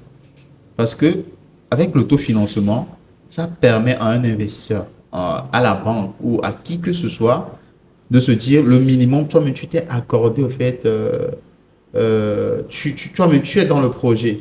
Moi, je prends par exemple, moi j'ai commencé à faire mon premier projet. Bon, je vais plutôt par le fait de la fois, en fait, je suis parti avec ma valise pour aller faire des conférences et tout ça, pour organiser des événements faits sur le plan international. C'est moi-même mon argent que j'ai fait pour commencer. J'avais pratiquement un truc de à peu près 17 000 euros sur le compte. Et j'avais fait un prêt en ce moment qui était très bien. Je me suis dit, OK, j'ajoute les billets d'avion, les hôtels. Tu arrives dans un pays, les terrains même, parce que voilà, on ne te connaît pas. Moi, je savais ce que je voulais. Je savais ce que je voulais faire sur le long terme. Bon, du coup, moi-même, je me suis dit, voilà. Aujourd'hui, quand je parle d'événements sportifs, je parle de conférences, je parle de quelque chose, peu importe, la plupart des gens savent, ils voient que tu es jeune.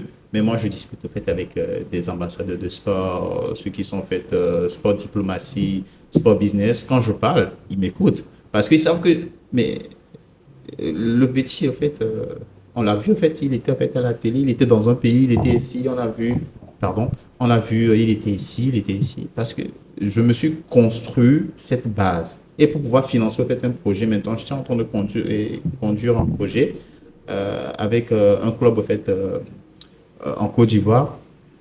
Si on a eu ce financement, c'est parce que ils savent que moi-même, moi, c'est mon histoire. Moi-même, je me suis levé avec mes 17 000 euros propres à moi que je voulais rentrer en fait, à Lomé, faire la belle vie ou bien faire des projets.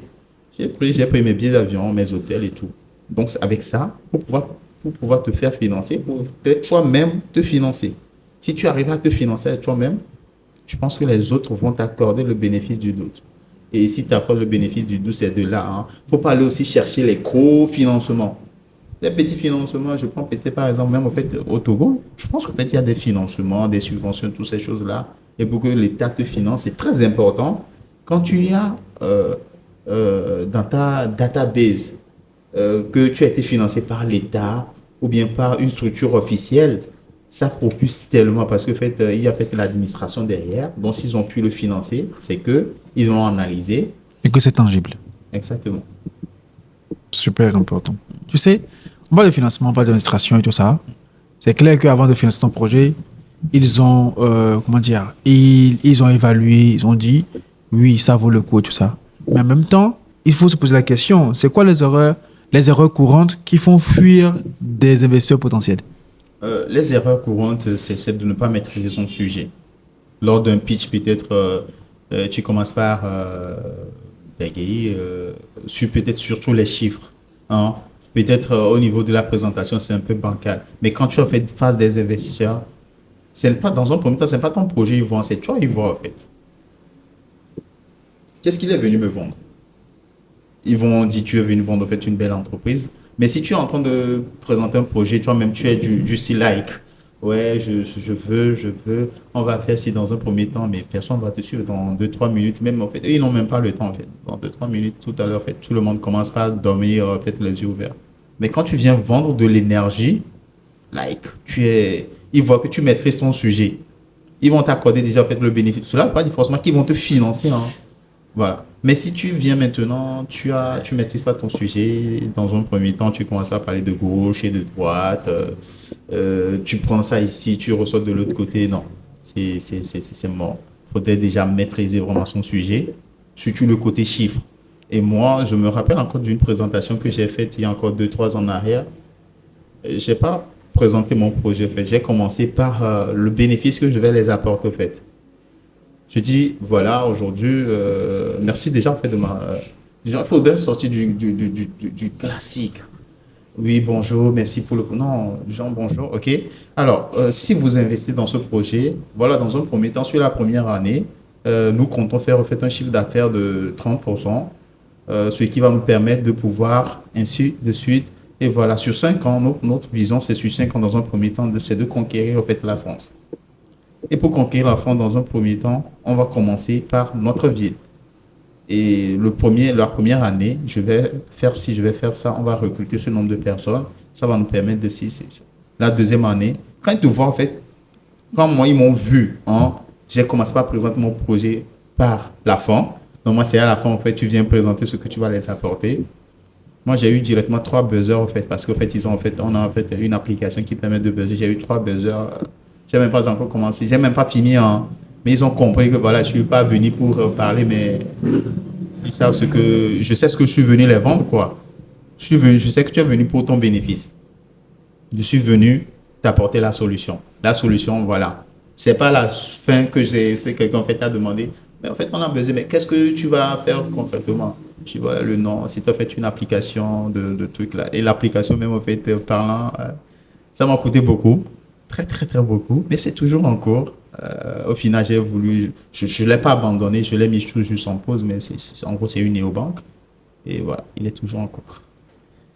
Il y a le patron de Kalindi, Lino, qui dit, désolé, qui dit,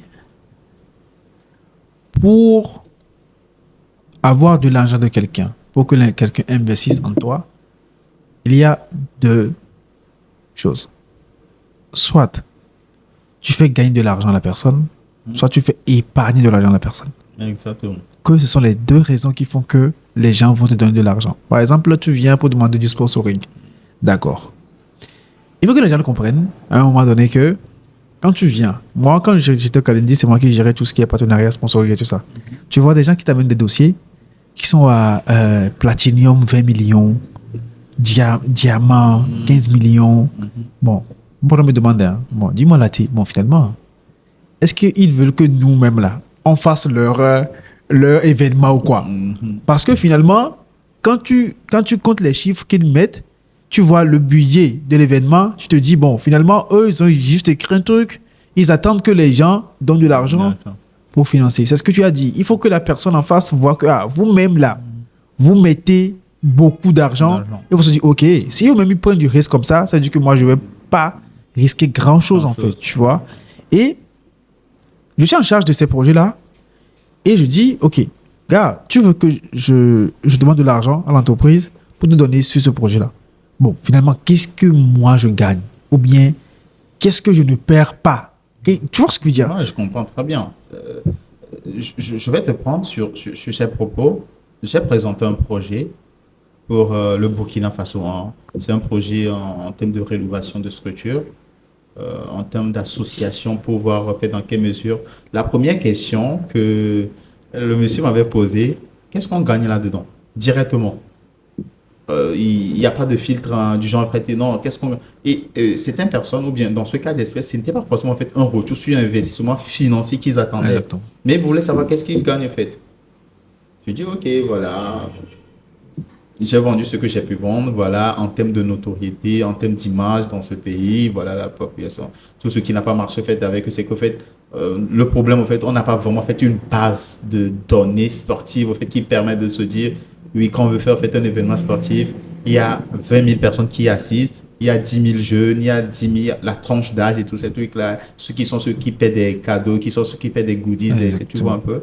Donc voilà, tout le monde, hein. Quand quelqu'un veut faire sortir l'argent, je pense que ton patron n'a pas menti. Dans un premier temps, qu'est-ce que je vais gagner? Exactement. Si je vais rien gagner, frère, je vais déposer mon argent là-bas. Ou au moins, si je vais rien gagner, qu'est-ce que je ne perds pas? Ou bien qu'est-ce que j'épargne, en fait, comme tu l'as dit. Exactement. Si je sais que si je marche avec toi, l'argent peut-être que je vais peut-être prendre pour payer peut-être un consultant qui me prend peut-être 10% de ça. Avec toi, je l'épargne, mais tu es en train de le faire. Mais tellement, tu sais, tellement, tu dis tellement bien. Parce que par exemple, là, nous, on se dit, ok, la personne vient nous voir. Il faut savoir aussi ce que tu mets dans ce que la personne gagne. Parce que si tu viens me voir, par exemple, au Kalindi, pour me dire, là, tu sais, j'ai ce projet-là et je veux que tu sois sponsor. D'accord. Tu dis que ce projet, ça va coûter peut-être 1 million. Ça va nous coûter 1 million parce que c'est un événement que tu fais sur une journée déjà. Je dis, ok, chef, tu mets et que tu mets sur les posters et tout ça, tu parles de nous dans tes médias, tu brandes tout ça, c'est ça pour des milliers de personnes qui vont voir. Ce que les gens ne comprennent pas, les 1 million de personnes que tu attends là, est-ce qu'il y a ma cible dedans déjà pour commencer? That's the question. Première question. Yeah. Maintenant, pourquoi moi je ne prendrais pas les 1 million que tu me demandes là pour aller acheter des panneaux d'affichage dans la ville. En ville pour je sais pas, 6 mois déjà? Ça va pas me rapporter quelque chose, tu vois? Est-ce que les gens ne comprennent pas quand ils viennent déposer, par exemple, les dossiers? Toi-même, tu es là-bas, tu es un chef d'entreprise, quoi. Tu vas pas dépenser de l'argent parce que, oui, tu me connais, tu es venu dans la nuit. Non, jamais. C'est incroyable. Tu vois ce que tu es en train de dire? Là, vu que je suis là, je suis en train de voir les acteurs du sport et tous ces trucs-là. J'ai un monsieur, je lui parle en fait de mon projet, il est dans le sport, il dit écoute, voilà, on va t'envoyer un dossier de sponsoring, tu sais, tu me tiens dans le sport, on en manque. J'ai dit ouais, mais qu'est-ce que c'est quoi en fait ta cible en fait? Il fait des événements en fait, dans un lieu un peu reculé en fait, au centre du pays. Je ne vais pas donner la ville. Je dis, mais c'est pas, ma cible n'est pas là-bas. Exactement. Moi, je suis dans un. Là, nous sommes dans une phase où, en fait, on veut nos premières cibles.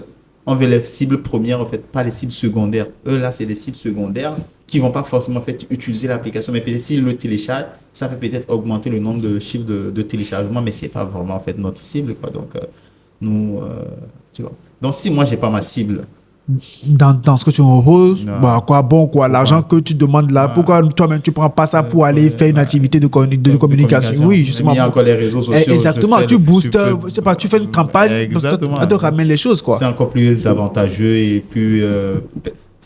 Mais, très bien. Tu vois, quand on va sur Facebook, Instagram, pour faire en fait les pubs, c'est pourquoi on le choisit là-bas. Tu vois, en fait, quand on veut faire en fait, la publication, on nous demande des informations. C'est Quelles ça. sont nos trans- C'est exactement ça, en fait. C'est terre à terre. En fait, on a tout devant nous. Et quand on choisit ce qu'on veut, c'est là qu'en fait la campagne se lance. Et tu vas voir, nous, on a tous nos pubs au fait, qu'on lance, on a toujours des résultats derrière. Tu as parlé d'un truc aussi super intéressant. Quand tu dis, le plus important, ou bien le point numéro un, quand tu veux du financement pour ton projet, c'est toi-même. Et quand tu parlais, j'allais employer un proverbe qui est toujours là, aide-toi et le ciel t'aidera, comme on dit, tu vois. Exactement. Et chez nous, ici, au Togo, on dit souvent, mets le bagage sur... ton genou. Mais actuellement, c'est chaud. On dit que tu mets même sur les épaules pour voir si tu vas trouver quelqu'un qui va t'aider avec sur la tête, tu vois. Ouais. Et je dis ça souvent aux gens. Moi, je ne travaille plus au Kalindi. Je te l'ai dit tout à l'heure, j'ai démissionné depuis juin 2024 et je me suis dit, je vais me concentrer uniquement sur la nuit.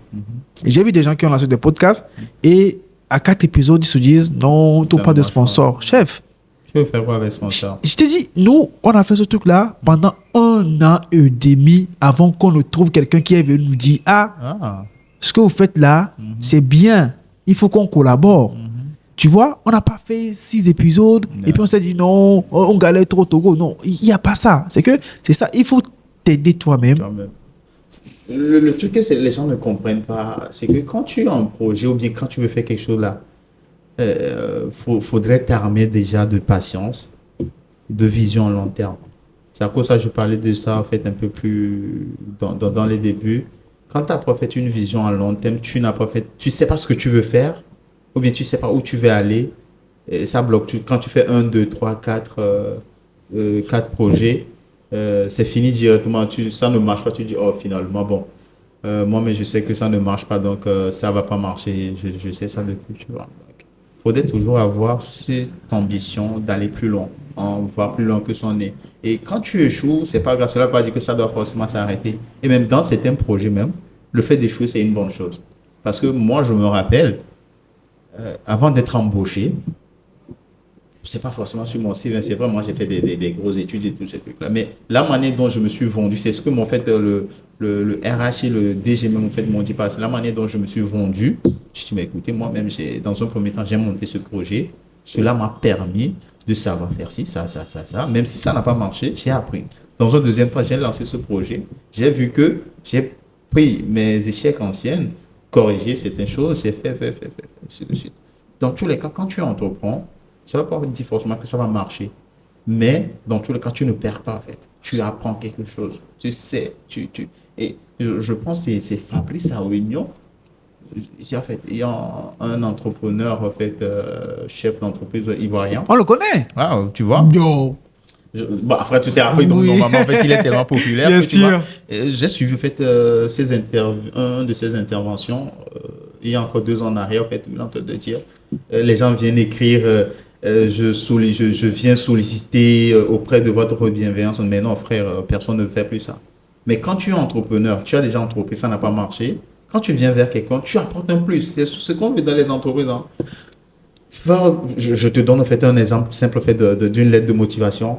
Fort de peut-être 3 ans d'expérience en entrepreneuriat, même si ça n'a pas marché, ça m'a permis de Aujourd'hui, je me sens capable de mettre à votre disposition mes expériences que j'ai acquises en faisant ça, parce que j'ai fait ça, parce que j'ai fait ça, parce que j'ai fait ça. Tu mets ça en fait dans la tête là. Un DG qui te prend pas, c'est que voilà, C'est que peut-être, voilà, il ne voulait pas vraiment être embauché. Donc, les trucs où on se dit entrepreneuriat, oui, je vais gaspiller de l'argent. Oui, c'est vrai, tu gaspilles de l'argent, mais au même moment, c'est de l'auto-formation. Et beaucoup de personnes aujourd'hui, je pense qu'ils ont commencé par le comprendre. Quand tu mets dans ton CV une partie que tu as été entrepreneur, sur le coup, fait, on te prend. Oui. Sur le coup, on te prend.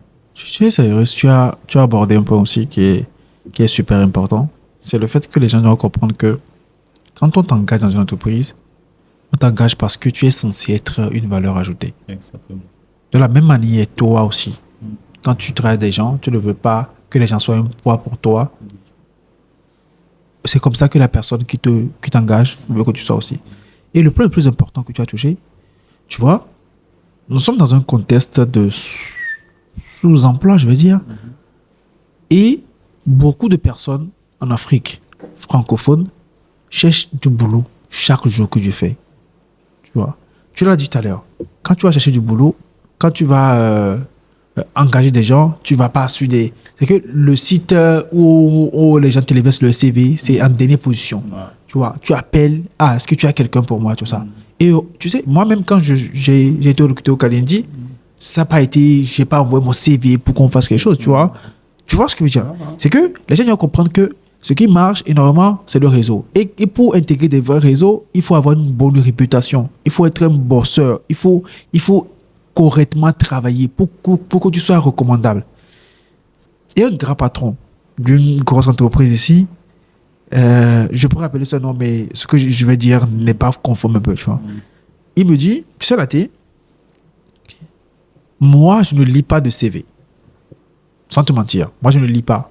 Les seules fois que moi, je vais voir un dossier sur la table et considérer, c'est quand on m'appelle pour me dire, ah, J'ai déposé. directeur, et c'est quelqu'un et c'est celui-là qui m'a dit de venir déposer. Et que la personne même m'appelle pour me dire, ah, chef, le petit est venu déposer, hein, et va voir. Parce que le réseau, c'est super, Important. mais c'est la base. Ça passe fait comme ça, vite, vite, vite. Et même sur le point d'appeler, c'est quelque chose qui est très important. Moi, je me rappelle, j'ai toujours fait ça. Quand je postulais, je ne vais pas donner dans le domaine du travail. Tu vois, quand moi je postulais, j'ai fait ma liste de suivi.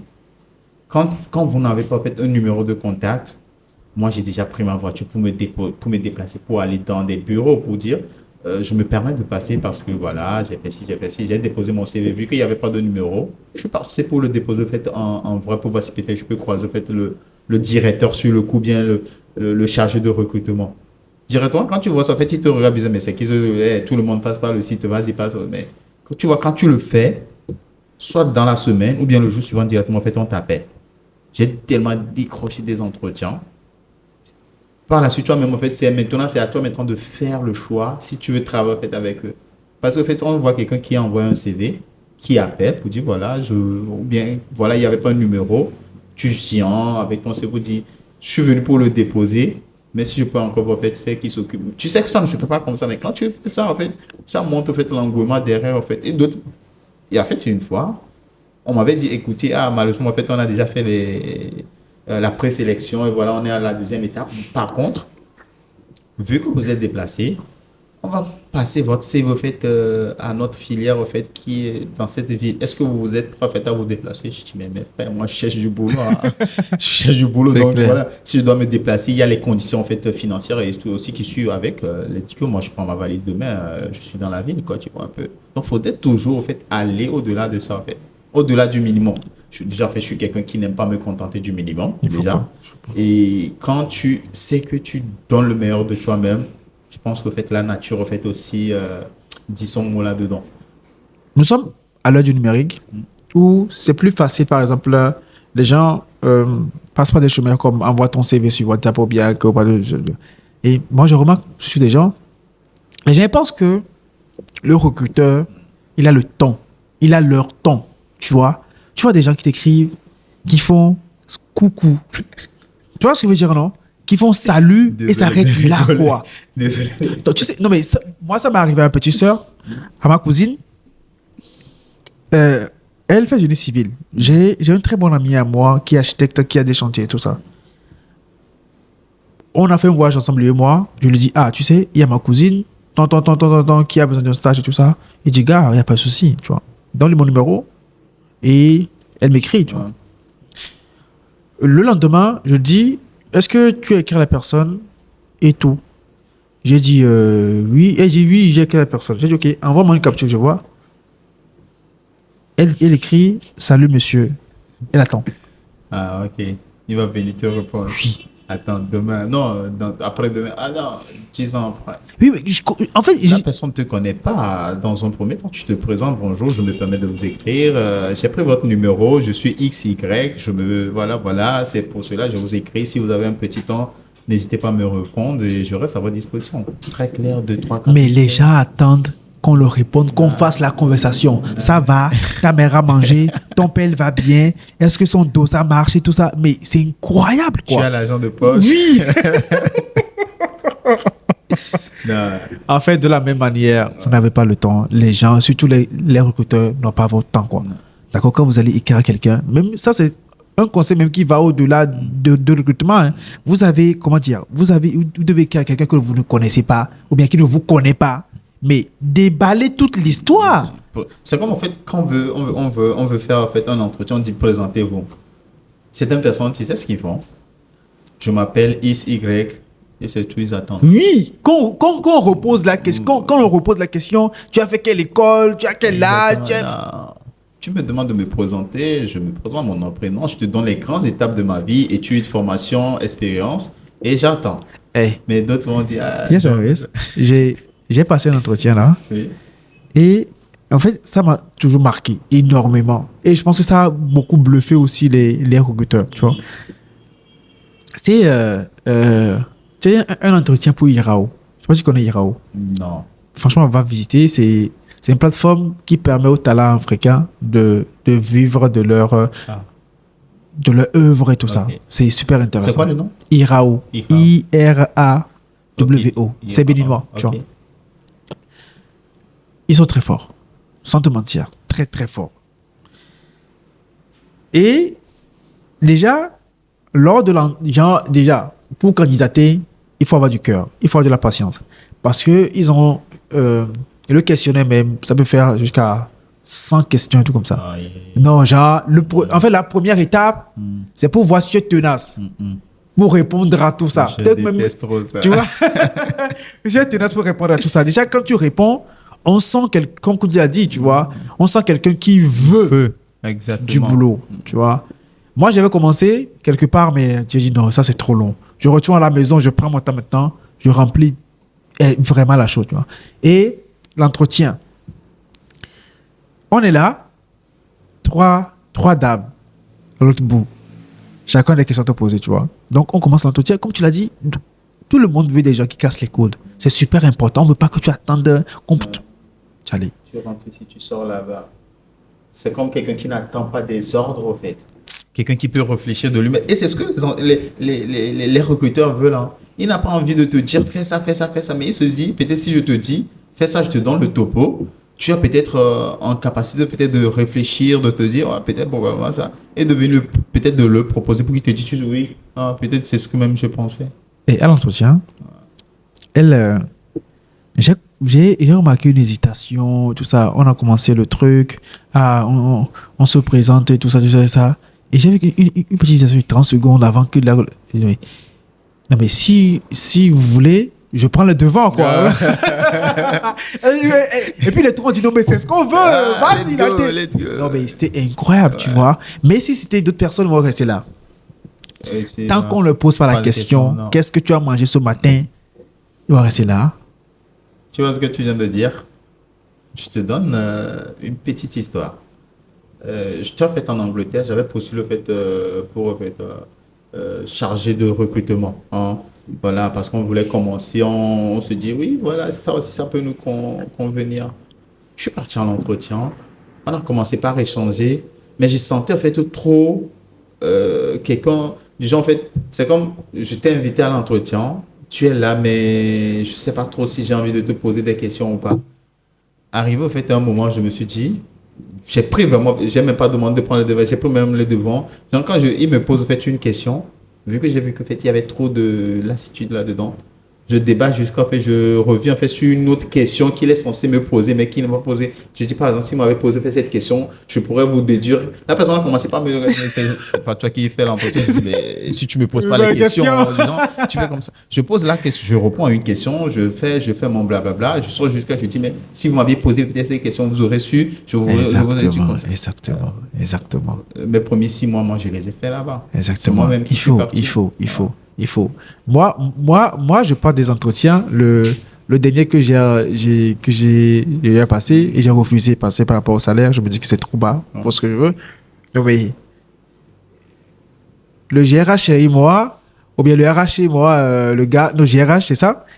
Non, mais finalement, l'entretien, on dirait même pas que c'était un entretien. On rigolait, tu vois. Non, mais c'est magnifique, c'est ça. Mais quand tu.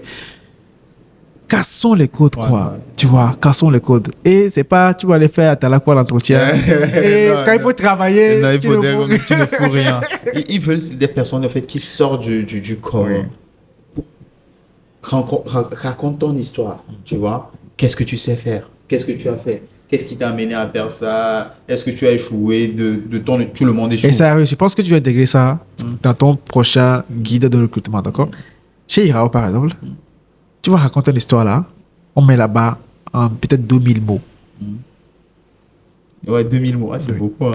En fait, et ça là, c'est qu'à l'entretien, on va plutôt poser des questions. Mais on veut savoir qui tu es. Maintenant qu'on te donne le temps de répondre, vas-y, raconte ta vie, quoi. Maintenant, on veut voir. Quand tu dis 2000 mots, moi, par exemple, quand je fais des formations, je mets des choses comme ça, décris-toi en 500 mots. Les gens pensaient que non, je décris comme ça. Moi, je ne veux même pas lire l'histoire. Je compte les mots. Les mots. Quand je veux voir jusqu'où tu es prêt à aller poursuivre la formation gratuitement, tu vois. C'est ça. Tu vois? Ah, tu fais des formations gratuites? Oui, okay. J'ai beaucoup donné. J'ai énormément donné. Je fais des formations gratuites à Lomé, à Cara. Ah, c'est bon. Oui, franchement, j'aime trop partager. J'aime trop partager. Par contre, il y a même certains sites, quand on te dit de faire un truc de 500 mots, oui. Quand tu ne fais pas là, quand tu cliques sur valider là, oui, bon, ça ne passe pas. Le truc met toujours rouge. Ça ne passe pas. Les gars, casser les codes, quoi. C'est super important. On a abordé des points essentiels par rapport à l'entrepreneuriat, par rapport au financement des projets. Est-ce que toi, tu voudrais faire un petit résumé avant qu'on le termine? Un petit résumé, oui, vite fait, donc 3, 4, 5 lignes. On y va. Et si on prend en fait, juste de le côté de l'entrepreneuriat, ce que je peux dire, en fait, n'attendez pas d'avoir de l'argent pour se dire oui, je vais avoir de l'argent, ainsi de suite.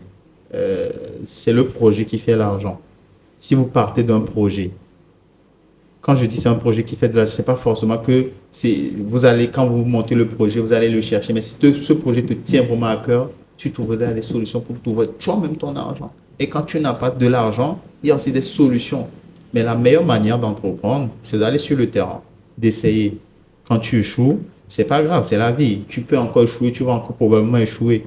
Mais l'avantage, ou bien ce qu'il faudrait retenir quand tu échoues, qu'est-ce que tu apprends de cet échec? Qu'est-ce que cet échec te permet de faire? Et voilà. Et quand tu prends un projet, ne jamais réfléchir, fais tout juste au bout de ton nez. Fais un truc sur 2, 3 ans, 5 ans et dis-toi que voilà, c'est ce que je veux faire. Et quand tu mets ce genre de projet comme ça en place, je t'assure, tu mets toi-même ton propre argent dans un premier temps, pas forcément des millions, hein, le minimum ou bien ce qu'il faut. Quand tu le proposes à quelqu'un, fais-le comprendre que toi-même déjà fait, c'est ton enfant, du genre c'est comme c'est ton bébé. Tu as fait ça, tu as déjà mis ça là-dedans. Tu es même prêt encore à mettre plus. Mais à ce stade, voilà ce que tu leur proposes. Quand tu veux proposer en fait, un projet à quelqu'un, là, toujours fais-le savoir ce qu'il va gagner ou bien ce qu'il est en train d'épargner. Parce que tout le monde veut son bénéfice. Exactement. Ça, c'est vrai. Maintenant, pour le côté de financement de projet, je dirais tout juste, avant d'aller demander financement de projet là, il faudrait laisser les 25 millions, les 10 millions, les 15 millions à côté. Commence tout simplement, dans un premier temps, fais des projets de 1 million, de 500 000, de 100 000, ce que toi-même tu peux. Moi, je prends par exemple quelqu'un, tu prends en fait un projet, peut-être sur une année, tu fais des petits projets, même si des petits projets avec 100 000, premier tu fais 100 000, tu as fait ton rapport et tout, tu fais deuxième, tu fais encore 100 000, 200 000. Tu viens de dire en fait à quelqu'un que j'ai fait 10 projets à valeur de 100 000 ou j'ai eu un chiffre d'affaires peut-être de 200, 300 000. fois 10, mais déjà, tu dis 10 projets que tu as réalisés, même 5 ou bien même déjà 3, mais tu as fait ton minimum. Et pour avoir fait des financements, côté financement, c'est très compliqué. Mais à la fois, c'est à toi de savoir ce que tu veux, si tu veux peut-être t'endetter, si tu veux peut-être passer par les 4 risques ou encore les cofonding. Mais dans tous les cas, il n'y a pas quelque chose de fixe. Prends ton temps, regarde ton environnement, analyse ton projet et vois ce que tu veux vraiment. Est-ce que tu veux peut-être changer le monde comme tous ces entrepreneurs qui veulent changer le monde? Ou bien voilà, tu veux aussi tu veux juste gagner ton pain quotidien et voilà. Dans tous les cas, il ne faudrait pas se fixer une limite. Aller toujours au-delà. Dire, OK, si j'arrive au fait à le faire, c'est bon. Si je ne le fais pas aussi, c'est pas grave. Les financements, personne ne va venir te donner son argent gratuitement. Il n'y a personne. Même l'État qui fait des fois des subventions et tous ces trucs-là. Ils te donnent, ils font des subventions aux entreprises parce que les entreprises sont des entreprises à fort potentiel. Mais c'est que quand ils investissent, probablement, il va réussir, il va payer des impôts. Personne ne donne son argent gratuitement. Quand tu veux faire quelque chose, tu veux demander de l'argent du financement dans un premier temps. Prends ton temps, analyse et investis toi-même ton argent, le minimum qu'il faut. Et par la suite, voilà. Moi, je vais te donner en fait, un exemple pour clôturer. Je suis business entrepreneur, je suis consultant business, ok? Et à chaque fois que je rentre dans une entreprise en tant que consultant, je revois faire certaines choses. Quand tu commences déjà par parler, ils savent que celui-là, en fait, il n'est pas venu pour blaguer. J'étais en fait en Côte d'Ivoire, en fait, encore il y a quelques jours, j'ai signé en fait, un très grand contrat. C'était pas un truc qui était prévu, on était en fait on était dans un restaurant, on était en train de manger. Et sur le coup, en fait, les personnes en fait, étaient en train de parler. Moi, j'avais ma carte, je dis, ah, écoutez, je vous ai écouté sans le vouloir, mais voilà ma carte, moi, je suis de passage en Côte d'Ivoire, si vous voulez. Le monsieur a dit, ah, ok. J'étais en train de sortir, il m'a rappelé, dit, en fait, est-ce que vous restez jusqu'à quand je dis, je serai jusqu'à un moment comme ça. J'ai dit, écoutez, si vous avez du temps, vous pouvez passer demain peut-être. Je suis passé, sur le coup, on a discuté. C'est parti comme ça, le même jour. Parce qu'il m'a dit, mais le fait que vous m'avez abordé, il faut toujours, en fait, essayer. Moi, en l'abordant, je ne savais pas que c'est quelque chose qui allait se faire sur le coup, tu vois. J'ai essayé. Peut-être quand il allait peut-être me, me, me, me zapper ou je ne sais pas trop. Peut-être il va dire que oui, non, ok, il ne me rappelle pas après. Mais au moins, j'aurais essayé. Si ça avait marché, si ça n'a pas marché, c'est pas grave. Mais voilà, sur le coup, ça a marché. Il faudrait toujours essayer. Savoir qu'avant que quelqu'un ne veuille t'accompagner, il veut savoir ce que toi-même tu perds, ce que toi-même tu investis. Et voilà. La vie ne serait qu'aux audacieux. C'est clair. C'est clair, les gars. Beaucoup de choses ont été dites au cours de cette interview-là. Vous savez, j'aime particulièrement le business parce que ça sort du cadre où, comment dire, on parle de sexe, on parle de spiritualité, mais ça nous confond à la vraie réalité, l'argent. Vous voyez, ça nous confond à cette réalité-là pour laquelle on se réveille chaque matin. L'argent, qu'est-ce qu'on doit manger le soir? Qu'est-ce qu'on doit laisser à la postérité? Super important. Et pour le faire, les gars, personne ne va se lever pour mettre ça dans vos poches. La sueur de votre front, quoi. Obligatoirement. On s'est dit, cette année, 2025, en décembre, il faut qu'on atteigne les 100 000 abonnés. C'est super important. Et mon assistant me fait rigoler. Donc on atteigne les 100 000 abonnés. Les gars, abonnez-vous, partagez la vidéo, mettez en commentaire des mots doux, hein, des mots d'amour pour nous et donnez de la force. On en a vraiment besoin. Et moi, je vous dis à la prochaine.